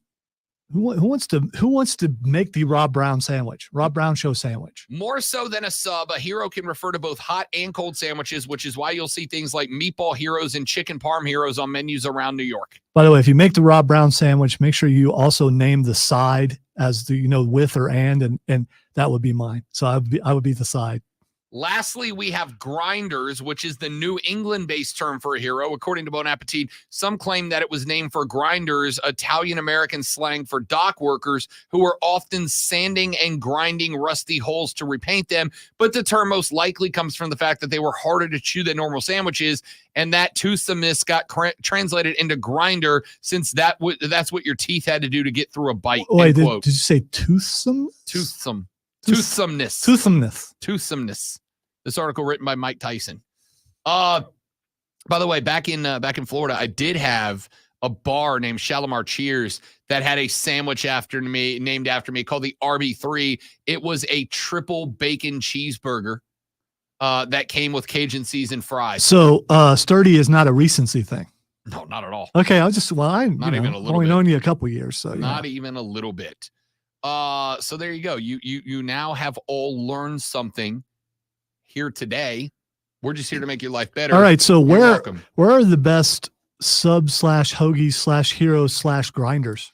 So I have been by the way, of course, Diddy didn't want to chime in to talk Patriots for some reason, but he absolutely had to fire off a couple of texts and tweets about sandwiches, which, by the way, mad respect for that. He said in Greenville, Harry's Hoagies on East North Street. Wait a minute. It's got hoagies in the name. So, I mean, it's got to be good. You can't put something in your name and then not be great at that thing, right? True. I suppose. There's some football teams that say football team, and they probably shouldn't be. He promoted Inky's Cheesesteaks in Easley. By the way, Zach mentioned Inky's also. Yeah, I may have to hit that on the way home today. And then he also texted me, fire Belichick. So clearly the Pats fans are done. So there's that. They're over Hoodie. So I ask you the question. And Diddy, since you're here now, you can answer too.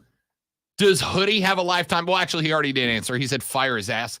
Does I was going to say that was pretty. That was pretty clear. Fire. Yeah. So no, says Diddy, the official banner carrier of the New England Patriots in the area. He says Hoodie's got to go. Love that.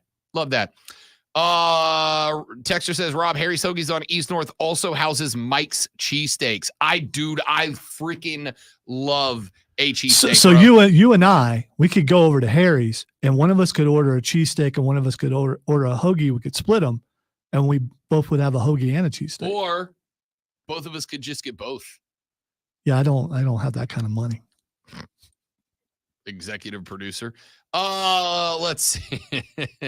Let's see here. Texter said, where'd the rest of that text go? Not gonna. Oh man, why does that always happen? Texter said, "Been listening to this show for 4 years, just about since its beginning, and I can finally say that this show is the best sports show in the upstate." Thanks, big fella. Appreciate that. That's very kind of You know who else has also said that? South Carolina Broadcasters Association. Oh, you know who sent that? You know who sent that? Our texter who was very upset that we never had a Clemson beat writer on, who got his wish. So he's just waiting for that. He said, "Been listening to this show for 4 years since just about its beginning, and I can finally say that this show is the best show in the upstate. From all the Clemson listeners, thank you. And by the way, we do enjoy Emily Adams, even though she's a Gamecock. And I quote, bravo, Robert, bravo." By the way, Emily is awesome. Emily's so, great. So how could you not like Emily? Emily's great. John's great. Rashad's great. We got all the bases covered. Well, I don't know about Rashad this week. Yeah, we got some. Yeah, he's gonna be he's gonna be like me. He's not gonna be Texture said, "Bro, I hit up the Boathouse for you this weekend. bro. Also, me and the boys used to listen to hit up Shalimar Cheers. That's my spot. That's where I had the burger all the time when we were stationed at Eglin, listening on Odyssey. Have a great one." Thank you, Texter. You're awesome, man. Appreciate that. And by the way, you can listen on the Odyssey app no matter where you are or where you go. Put the Odyssey app on your phone, AUDACY. Go to the Fan Upstate. Click the little heart icon. You can listen to the Rob Brown Show from 6 to 10 a.m. Do you feel him, sir? You can listen to Righter Than You with Bill Ryder from 10 to noon. You can listen to The Jungle with the godfather of sports radio himself, Jim Rome, from noon to 3. And then, of course, you can listen to Offsides with Mark Ryan and Diesel from 3 to 7 every day on the Odyssey app. Check them all out. Hit us up on the Odyssey app, AUDACY. Sorry. Grab it. Let's go. Button was stuck. Yeah, clearly. That's not the button I wanted. I was trying to hit that because you should listen to that show. Absolutely. They know exactly who did this and why they did it. Big fans. Big fans. Big fans. So. Especially Diesel. You can't have a beard like that and not be a wrestling fan. That's true. I mean, it goes hand in hand. If you see someone, he's doing it right now. If I am walking downtown Greenville, just having a good time, window shopping, doing whatever. People watching, shopping and having a good time. People, yeah, I do that, especially when I don't have any money, like what I was talking about earlier. So if I'm just going down through there, window shopping, people watching, and I see a beard like that, I think wrestling fan. That's exactly what I think. And you know what? I'm not the only one. Everyone sees a beard like that and they think wrestling fan. Everyone thinks that. Let's see if this works. Everyone's wanted to see him clean shaven. I actually have seen it, but So just make sure you let him know when you see his beard, you think wrestling fan. Thanks again to John Blau for joining us. We have got far more to get into, and I want to get into it as we go on, and I'm going to start. Why? Good morning.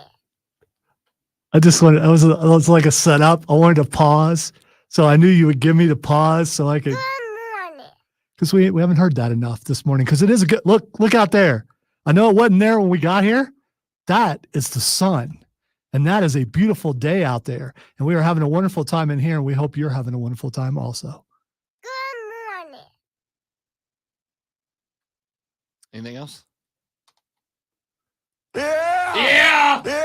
All right. So Carolina gets just destroyed by the Detroit Lions. It was bad. It really was. And I'm waiting. You've already issued one apology. I'm guessing you're not. We get one apology per day, so I'm guessing you're not going. You're going to say that it was all coaching and had nothing to do with Bryce.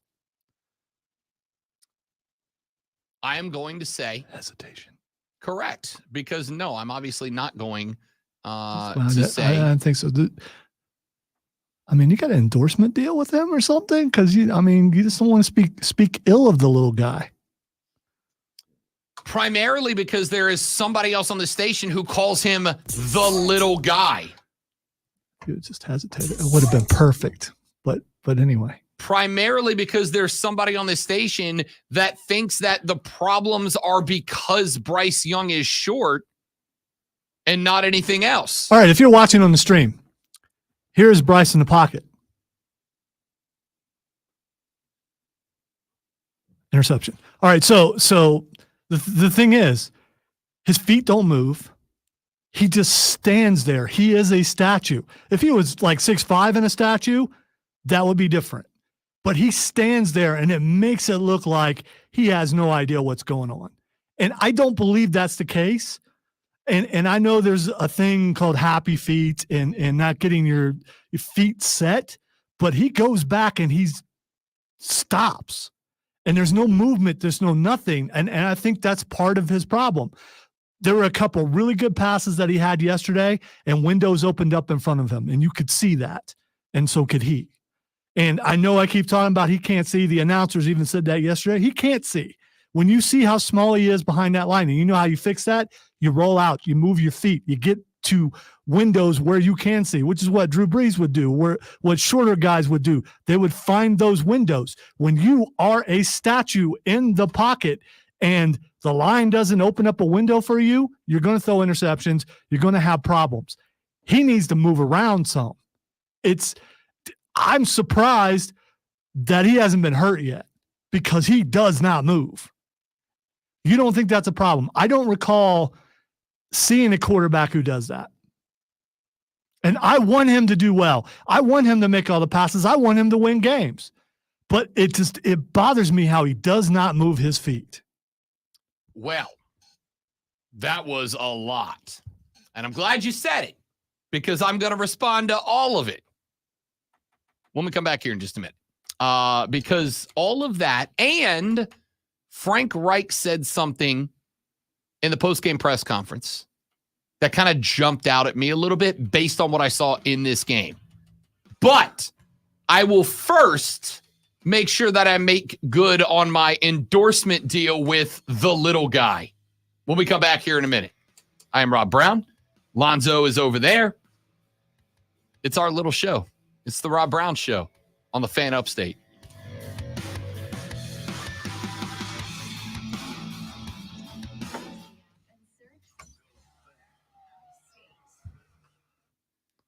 No, silver lining is what I have in my beard. Which is not a wrestling beard, by the way. You know who has a wrestling beard? Diesel. That is a wrestling beard.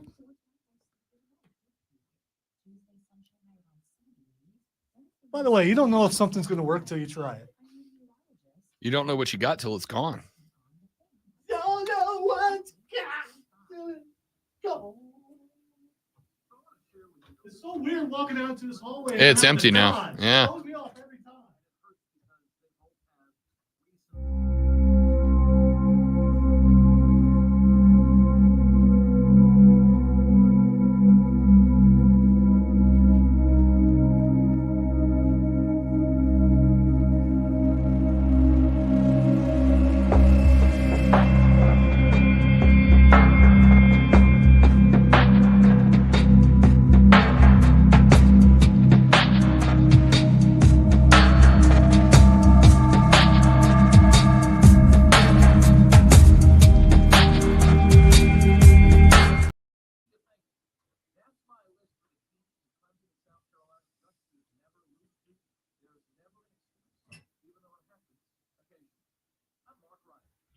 Hey, Rob, what's gator bait?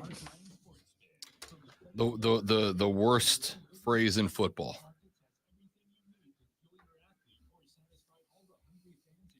Yes, you're right, Josh. That was the little segment. Am I doing the thing where I come and respond like what Rob does? He probably didn't acknowledge you guys while I was gone, but I'm here for you, okay? Because that's what us little people do. We're there for the other people. You guys are not little that way. You guys are grandiose. Not in a physical way, but in a presence, grandiose presence. You are the fuel that feeds our fire. Thank you. We didn't start the fire.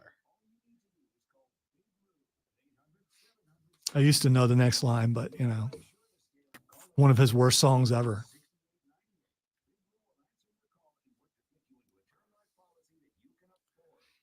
That was just, he heard REM do something similar and thought, I bet I could do that.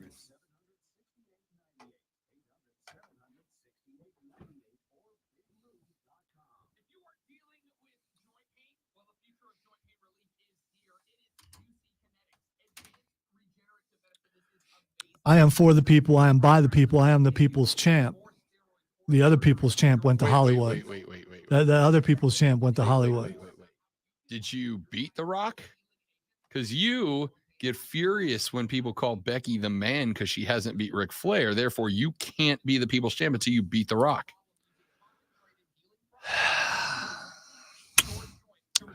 That's your take, man. Not I don't acknowledge your little take.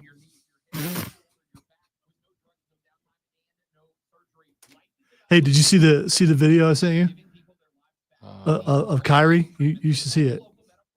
Oh, where somebody said she should fight Taylor No. Although I would love to see that happen, but no. Oh, that was Io, not Kyrie. Oh God! I know that's good, isn't it? Oh God! It's not if you're the person who was laying there, but yeah, that's good. I want to try to pause it at Impact and see. It's actually, she's got real good form. Like, she's arched over the neck. It's perfect. But also, freaking hell, man. Her physical style would actually work better in AEW if she decided to go there. She would have a hard time competing with the best thing going in AEW, and that would be Toni Storm. Oh, timeless Tony. It's amazing. Although some of the stuff she's getting away with is very off-putting for some. I love it. You're right. The Rock never did beat DDP. Do you ever self-high-five yourself? All the time. Yeah. Well. When nobody else will. You have to. How come you didn't bang? I don't want to. Because that's what she does. She bangs. No. I'm awake now. or maybe it's the opposite of awake. It's that giggling because you're sleepy. So the trick play that Detroit ran, where the center snapped the ball underneath Goff's legs straight to Montgomery, was art.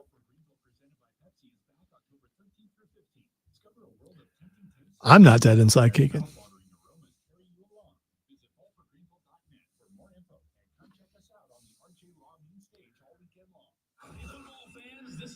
My heart dances every day. It break dances though because I'm older. As long as it doesn't break.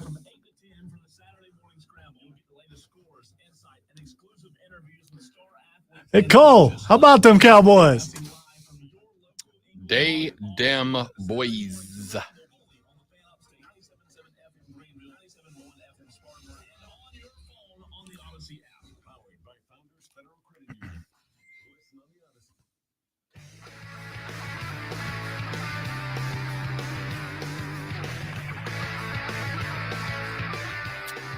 The Rob Brown Show carries on.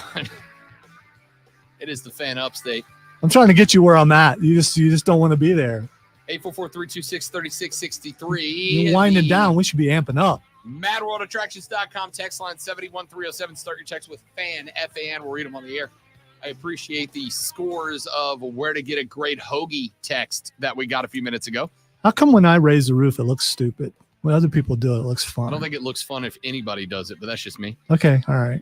Real quick, before we move on, congratulations to and let's bleeping go. The Greenville Triumph have locked in their next playoff spot. They are going in as of right now as the 5 seed. They could jump up to the 4 seed depending on results this weekend. There is one more match. It is this Saturday at home. They take on Lexington.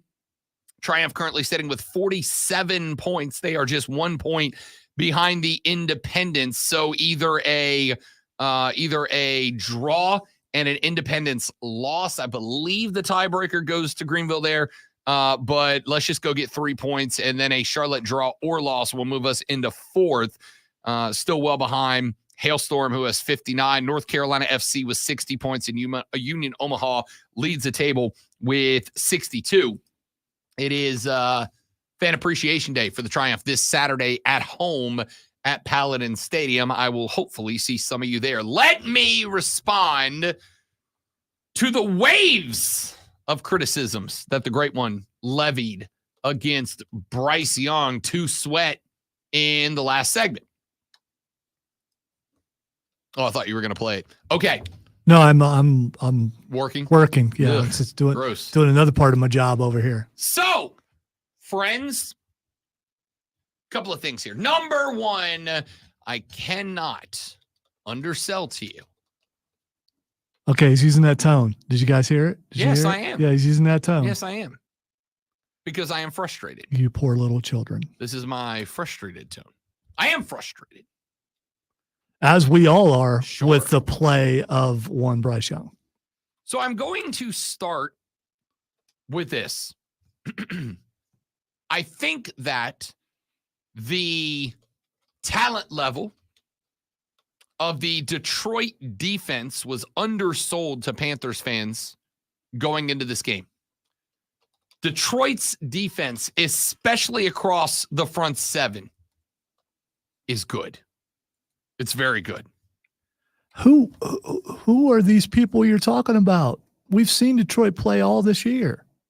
We can play all this year. They are the fourth best defense in the league right now. Yeah, what I'm saying is they are who most of us thought they were. They're really good. Yes, and everyone seemed to, coming into this game, expect that Carolina was just going to click.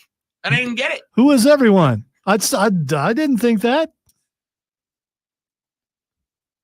I'm going to go back to doing my other way. You wanted me to talk, and now it's, Detroit is giving up fewer yards per game than every defense in the league, with the exception of somehow the Cleveland Browns, who are giving up less than 200 yards a game.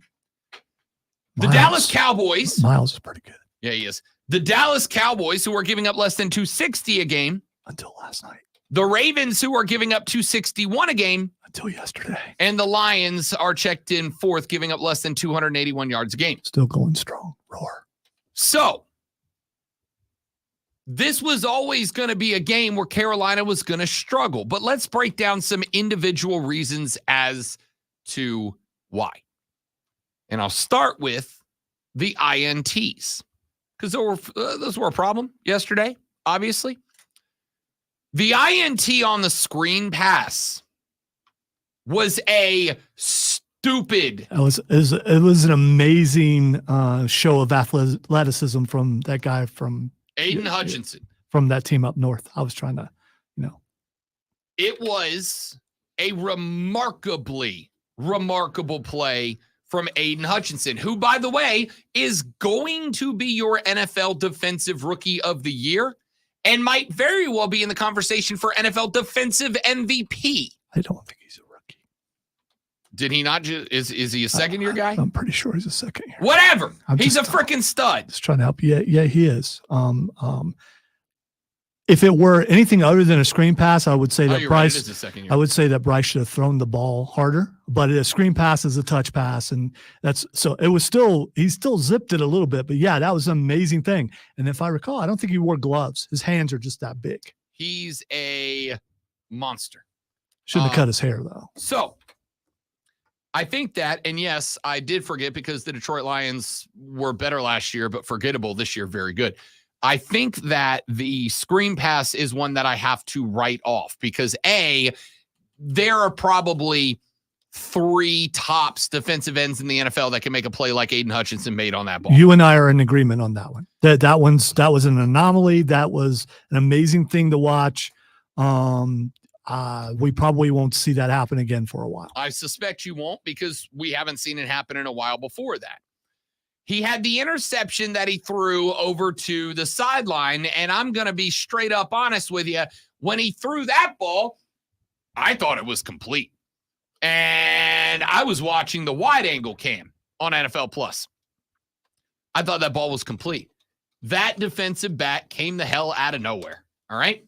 That was a stellar defensive play as well. They both were. Now, one of the issues, I think the primary issue. Can I rebut, or would you rather I not rebut? Go ahead. Okay. So they broke down that play a couple ways. He was right there. If Bryce would have looked to his left a little bit I'm not going to say why he couldn't. If you would have looked to his left a little bit, he would have saw him lurking right there. It was a sideline. You cannot really hide too much in the sideline unless you're like in the sideline. If that ball is elevated 6 inches, it's a remarkable throw. 6 inches. It's a remarkable throw. I don't think you get what you did there. No, I do. You're thinking if he was 6 inches taller, as if the height of a quarterback determines the trajectory. And in my head, I hear my voice going, if he was 6 inches taller. Right. But that's not how throwing a football works. It's a Gronk voice. Well, it does if you're taller. I mean, it does. Here's one thing you will never know, Rob. You do not know how it is to throw as a short person. I don't need to. If I throw a football and Bryce Young throws a football, we can hit the same target because trajectory, the impact of trajectory on a target down the field is minimally at the very most I'll give you impact. All right. He's going science here, but I guarantee you that Bryce Young can throw a better ball than you. Although I've seen you throw a strike. Oh, God, I hope so. I freaking hope so. So that INT, I'm not arguing that INT was like, oh, what an okay INT. What I am saying is these are the types of throws that a guy like Bryce Young, who cannot bail himself out with athleticism like CJ Stroud can, like Anthony Richardson can. One of the drawbacks to a guy like BY who plays this mental style of game, okay? One of the drawbacks to that, because everybody wants to talk Stroud and Richardson, and you should. Those guys are impressive. But as I've said, you're also seeing them, I think, play about as close to their ceiling as they're going to get. They might get a little bit better over the next year or two, but they're close to their ceiling. I don't think Bryce Young is. One of the things that happens defensively. Close to the ceiling. He's not, you keep doing it. It's not me. Damn it. I hate that was funny. All right. One of the things that happens when your legs are a weapon, more so with Stroud and Richardson than they are with Bryce Young, is that defenses have to sell out to maintain the edge on you, right? CJ Stroud just set rookie record for most passes thrown without an interception. Yes. I'm not arguing what he's doing isn't impressive. I'm not arguing, although we are waiting to hear it looks like Anthony Richardson might have a broken collarbone, which would keep him out a while. I thought I saw it was a separation. I'll have to look and see it. He's seeking a second opinion today. There's no consensus on it yet. So the argument that I'm making here is that anytime that things break down and receivers don't get separation for CJ Stroud, which happens fewer times than it does for Bryce Young, I proved that to you last week with the graph. CJ Stroud, the infamous graph, becomes a guy who can open it up, who can get outside the pocket and becomes a legitimate, genuine rushing threat. Bryce Young can run the ball, but he is not CJ Stroud, and I don't think anybody can or would or has argued that he is. And so what ends up happening there is if I am a linebacker playing CJ Stroud, the areas of the field that I can run to and still know that I can come forward and make a play against CJ Stroud are far, smaller than the areas that I can run to and know that I can still make a play against Bryce Young if he takes off. It's a different game. If I am a defensive back, I know that with CJ Stroud, my linebackers are playing in a much more condensed area, which means the zone, if I'm playing a zone that I am responsible for, is much bigger. And in man coverage, I've got to stay on my guy longer. That is part of the reason that these, again, back to the graph, windows that Bryce Young has, he has fewer of them to throw into, and he is throwing into those fewer open windows at a more accurate rate than any other quarterback in the National Football League right now. The problem is there's so few windows that it does not matter.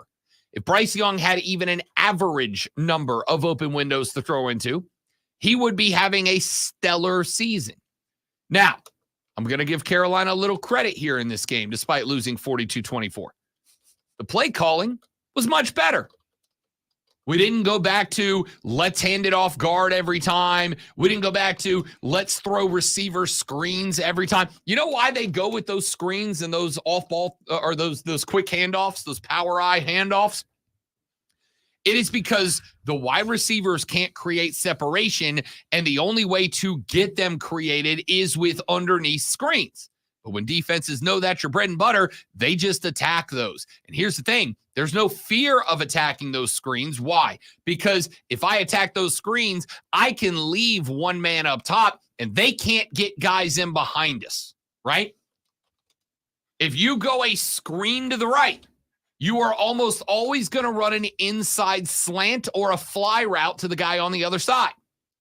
Well, if I am a defense, then the cornerback playing up on the screen, I'm just going to send him, and I'm going to have one cover man and one safety up top as my safety valve in the back, and I'm just going to anticipate if he runs a slant, the cornerback jumps the route, and if he runs a fly, the safety moves over and runs with him.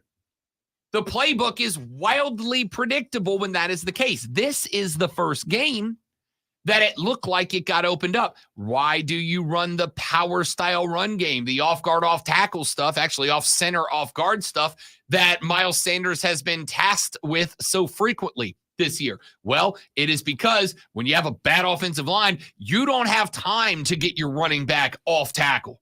You don't have time to try to get your running back off the edge. The line's collapsing too fast. So you have to run into the line and hope that you catch a hole, because if you do not, the pocket collapses even on the run, and you're getting killed behind the line of scrimmage. That's what happened to Christian McCaffrey last night.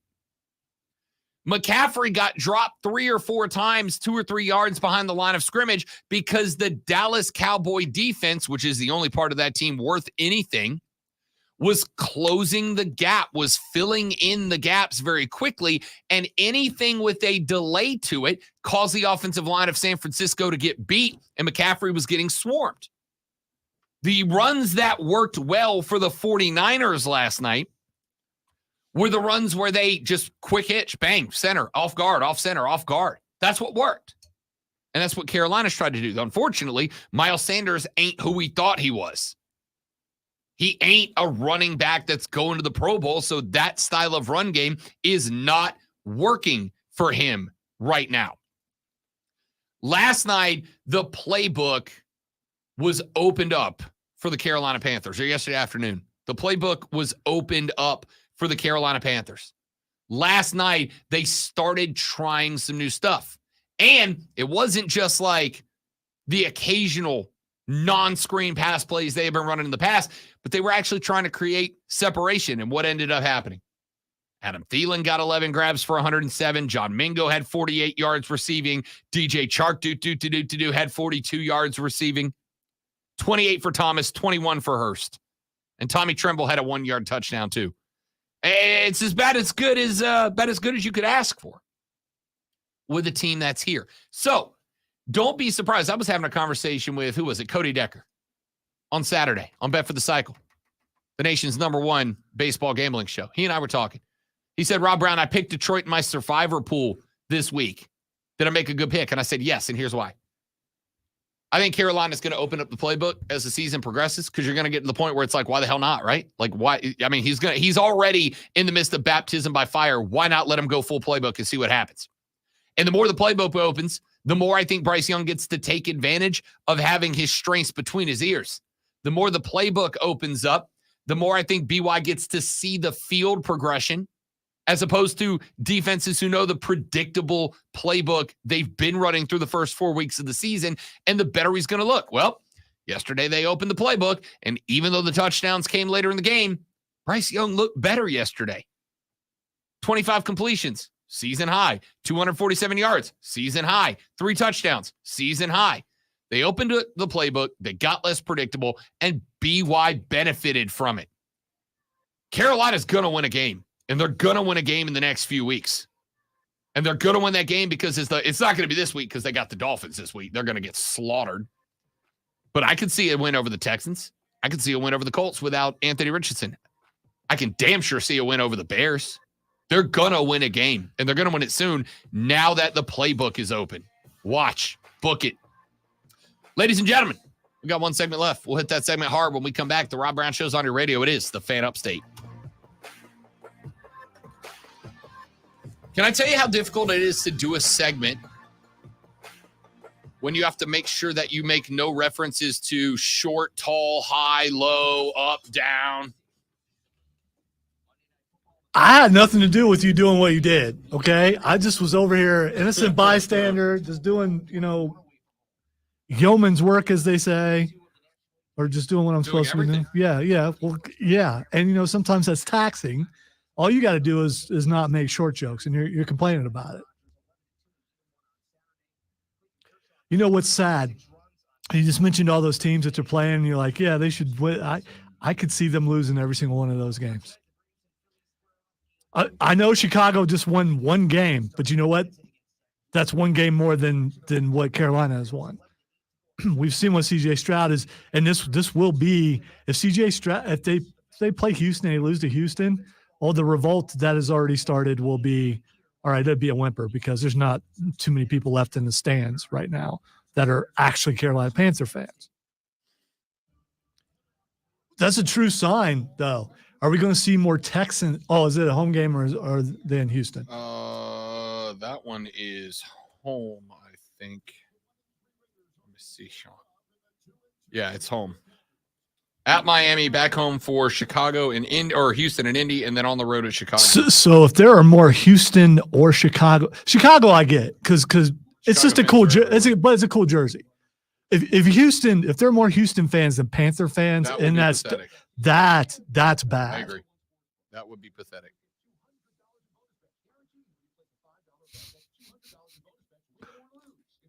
I got some sweet mixtapes, Keegan. You have no idea. Yo, man's work. I don't know if they're called blends, but they should be. My blends are just, from song to song. It's like no one else.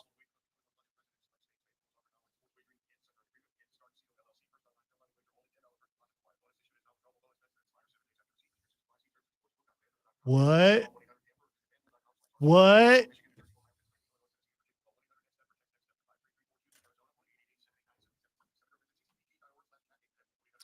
Yeah, Jesse, I said that back in the first hour. It's 100%. The Jags just looked comfortable, and the Bills just didn't. So did Josh Allen lose another Josh Allen? You know what Josh Allen did do? Josh Allen met Josh Allen many times, and Josh Allen did not want to see Josh Allen. Josh Allen, the defense, the guy on the defense. All right. Who was harassing Josh Allen all day during that game. Okay.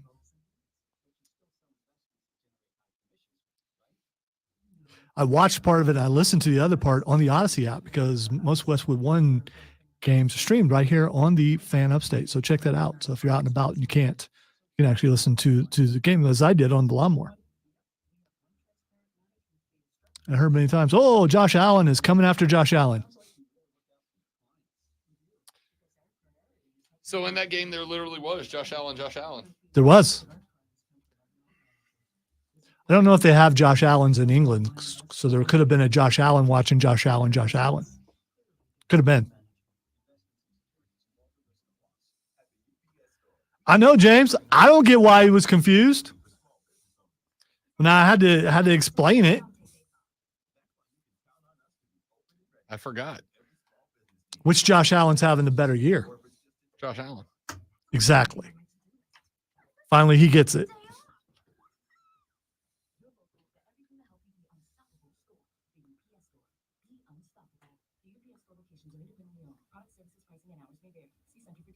Yo, just over here, Verizon just hooked me up with a new iPhone 15 Pro with Titan.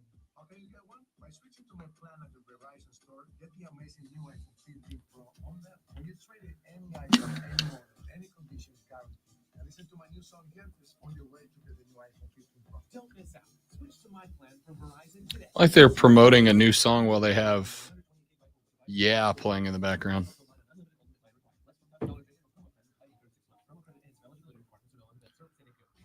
Oh man, like the way the song dropped, like at the end, that was like smooth, bro.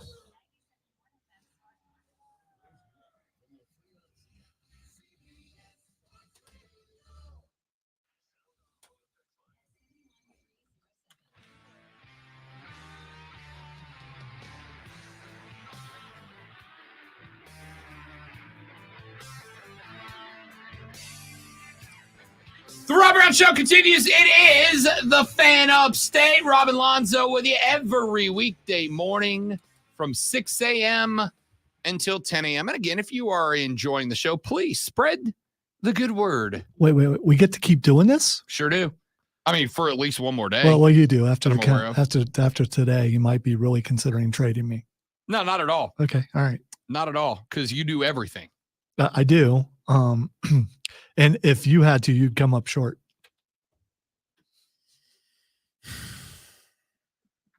Anyway, Lonzo thinks Bryce Young is short. And well, he is short. I take that back. He definitely is short. I'm not arguing he's not short. I'm done with this. I'm over this. I'm past it.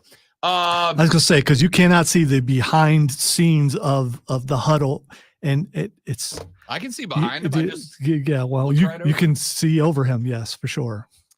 So here's a story that I very much wanted to get into last week, and I buried it down on the prep sheet, and I forgot to. Lonzo, I like petty behavior in sports. It makes me laugh. Big fan. Unless you are showing your watch, but I didn't say I didn't like it. Okay, all right. I just said I don't know if it's a great idea because you're kind of firing up everybody you're going to play the rest of the year. But hey, if that's you, fella. Have at it. Let's see how you do. I love petty in sports. Arkansas offensive coordinator Dan Enos has got himself in a little bit of a spot. I'd like to believe his name is Enos, but E-N-O-S. I'm gonna go with Enos. That's fine by me. The Razorbacks are currently 2-4. They beat West Carolina and Kent State out of the gate, but since then they have lost to BYU, LSU, Texas A&M, and Ole Miss, 4 straight SEC losses. And this week, they've got the Alabama Crimson Tide. Uh-oh. That might be 5 straight losses within the Southeastern Conference. Well, Dan Enos got into it a little bit this weekend. I hear Roscoe P. Coltrane laughing every time I say Enos, but you go ahead. Yeah, last Saturday. That was not good. No, it wasn't. I don't even know what that was.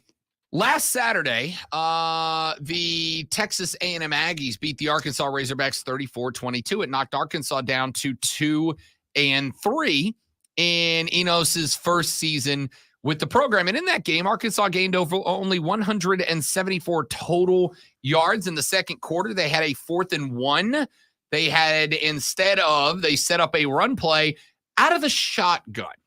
Now, I gotta get them boys a run and go. You know about the run and go?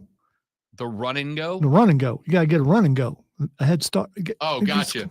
A head start. Yeah. You know, like where I hang back in traffic a little bit so I can really let the thing go to catch up with everybody else. The problem with running a shotgun out of a 3rd and 1 is while it gives you a run and go, the other thing it does is it allows the defense to see exactly where you're going and get 2-3 extra steps of time to get there. Well, Dan Enos decided to run a shotgun run off the right-hand side to Raheem Sanders. He got stopped behind the line. A&M took over. They won the game. Well, after the game, a few Arkansas students decided they've had enough with this offense. They're over it. They're done with it. And what did they decide to do? Well, they decided, as good college students would, that they're going to send a strongly worded email. Oh, no. Not that. And they sent that strongly worded email directly to Dan Enos. They reached out directly to the offensive coordinator and said, you're bad at your job, dude. Well, here's the fun part. Dan Enos, Lonzo, you and I get some hate mail every now and then. It's very rare.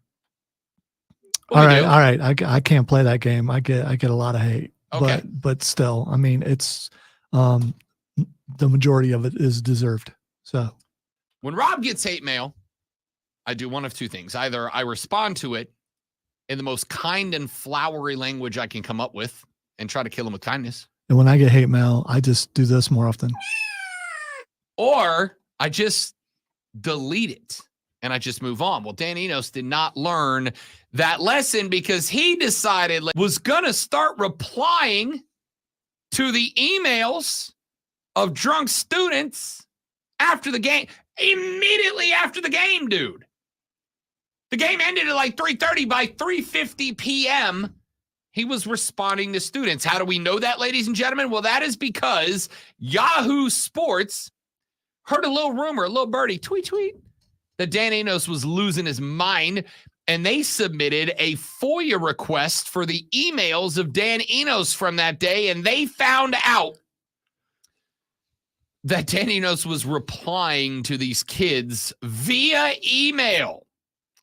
One student wrote to Enos and said, I just wanted you to know that I'm available to call fourth downs for y'all if you need it, and y'all don't have to pay me millions. What a disgrace. To which Dan Enos then replied, what would you call? And the student replied, a QB sneak. This isn't hard, Dan. Which is spectacular. I don't think there's any other way to read it than the way you just said it. Yeah, I mean, I can't hear it in any other tone of voice. Another texter said, with a Gaps defense, 4 laughing emojis. What a joke. 5 laughing emojis. To which Dan responded, you're so innovative, laughing emoji. The student then replied, I don't know if you know this, Dan, but a QB sneak with a 250-pound quarterback is hard to stop even if you know it's coming. Also, what you've been doing isn't working if you didn't notice, Dan.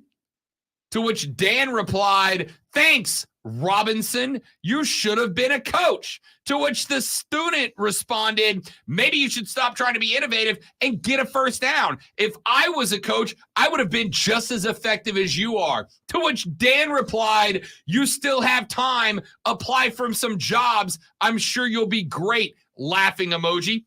The student then responded, I should have been a coach. You're right. I could get paid millions of dollars and still not have to be good at my job like you.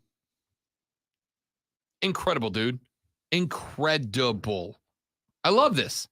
I love that this coach got his email inbox lit up by kids from the school and then got so petty. He's like, yeah, I need to fire off a few replies. I need to fire off a few hot takes back at these students at the university I get paid millions of dollars to work at.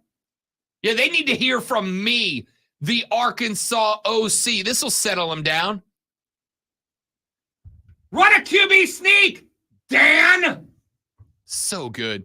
Texas said when your coach is responding to experts in the stands, he's not long to join them as one. That is exactly correct.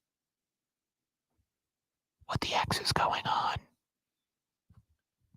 it's a little early for that. What do you mean it's early? Yeah, because we're going later now. But yeah, just yeah, I'm using that as an excuse for okay, just making sure. But no, I'm not really. I mean, we need to move the time to like 53. Now we'll just maybe do more of them.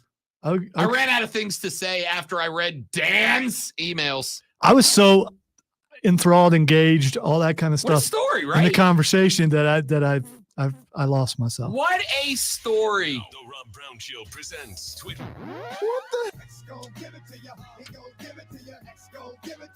All right, I legitimately was lost in the story, and you're looking at me like it's like what? I was waiting to hear more Dan stuff, and It's a QB sneak, Dan. and then it was over. All right, time to tell Rob or ask Rob why these things are Xing, yo. The first thing that's Xing is Sean Payton. So, if you didn't see it, yesterday was the Nathaniel Hackett Bowl. The Jets and the Broncos. Remember when Sean Payton showed up in Denver, he said that Nathaniel Hackett did the worst coaching job of all time, which is not true. Urban Meyer's a thing, but that's another topic for another time. And the Jets, who now have Nathaniel Hackett as their offensive coordinator, is they're not happy with Sean Payton. Well, yesterday, and this might shock you, the Broncos lost to the New York Jets. And the Hackett Bowl was won by the team that has, well, you know, Nathaniel Hackett. Here's the fun part. After the game was over, a game in which one of the Jets players in the pregame hype-up circle was heard as saying He made this bleep personal, so bleep him and bleep them, talking about Sean Payton and his Broncos, and they went out and won. After the game was over, the camera was pointed directly at Robert Saleh as he made his way out to the midfield handshake, and he shook the hand of Sean Payton. He didn't do the bro hug. He didn't do the old shoulder tap. He didn't do a two-hander. He did an extended business-like handshake. And the camera pointed right at his face. You can read his lips as he looked at Sean Payton in the eyes, and he went, "Stay humble." And then just walked away like a massive Giga Chad. It was incredible. Robert Saleh dropped the biggest, got him, in maybe NFL history. It was unbelievable. All right. I think we have time for a couple more. The next thing that's Xing yo is Leif Erikson. Leif Erikson, who discovered America before Columbus, right? That's that guy. Yeah, it's Leif. Yeah, he's a Viking, I believe. He was. I don't know if he was a Viking or an explorer, or if you could be a Viking explorer, or you had to pick one or the other, or like a Viking who got lost. Either way, Leif Erikson, Leif. It's Leif, man. It's Leif. That dude. It could be Leif, but I think it's Leif. For all of the Columbus Day discussions going on right now, Leif Erikson discovered North America. There were already people here. Didn't discover it, but discovered America around 400 years before Columbus did. And I guess today's the day. Whatever. We're going home. Have a great day. See you tomorrow on the Rob Brown Show on the Fan Upstate later. Yeah.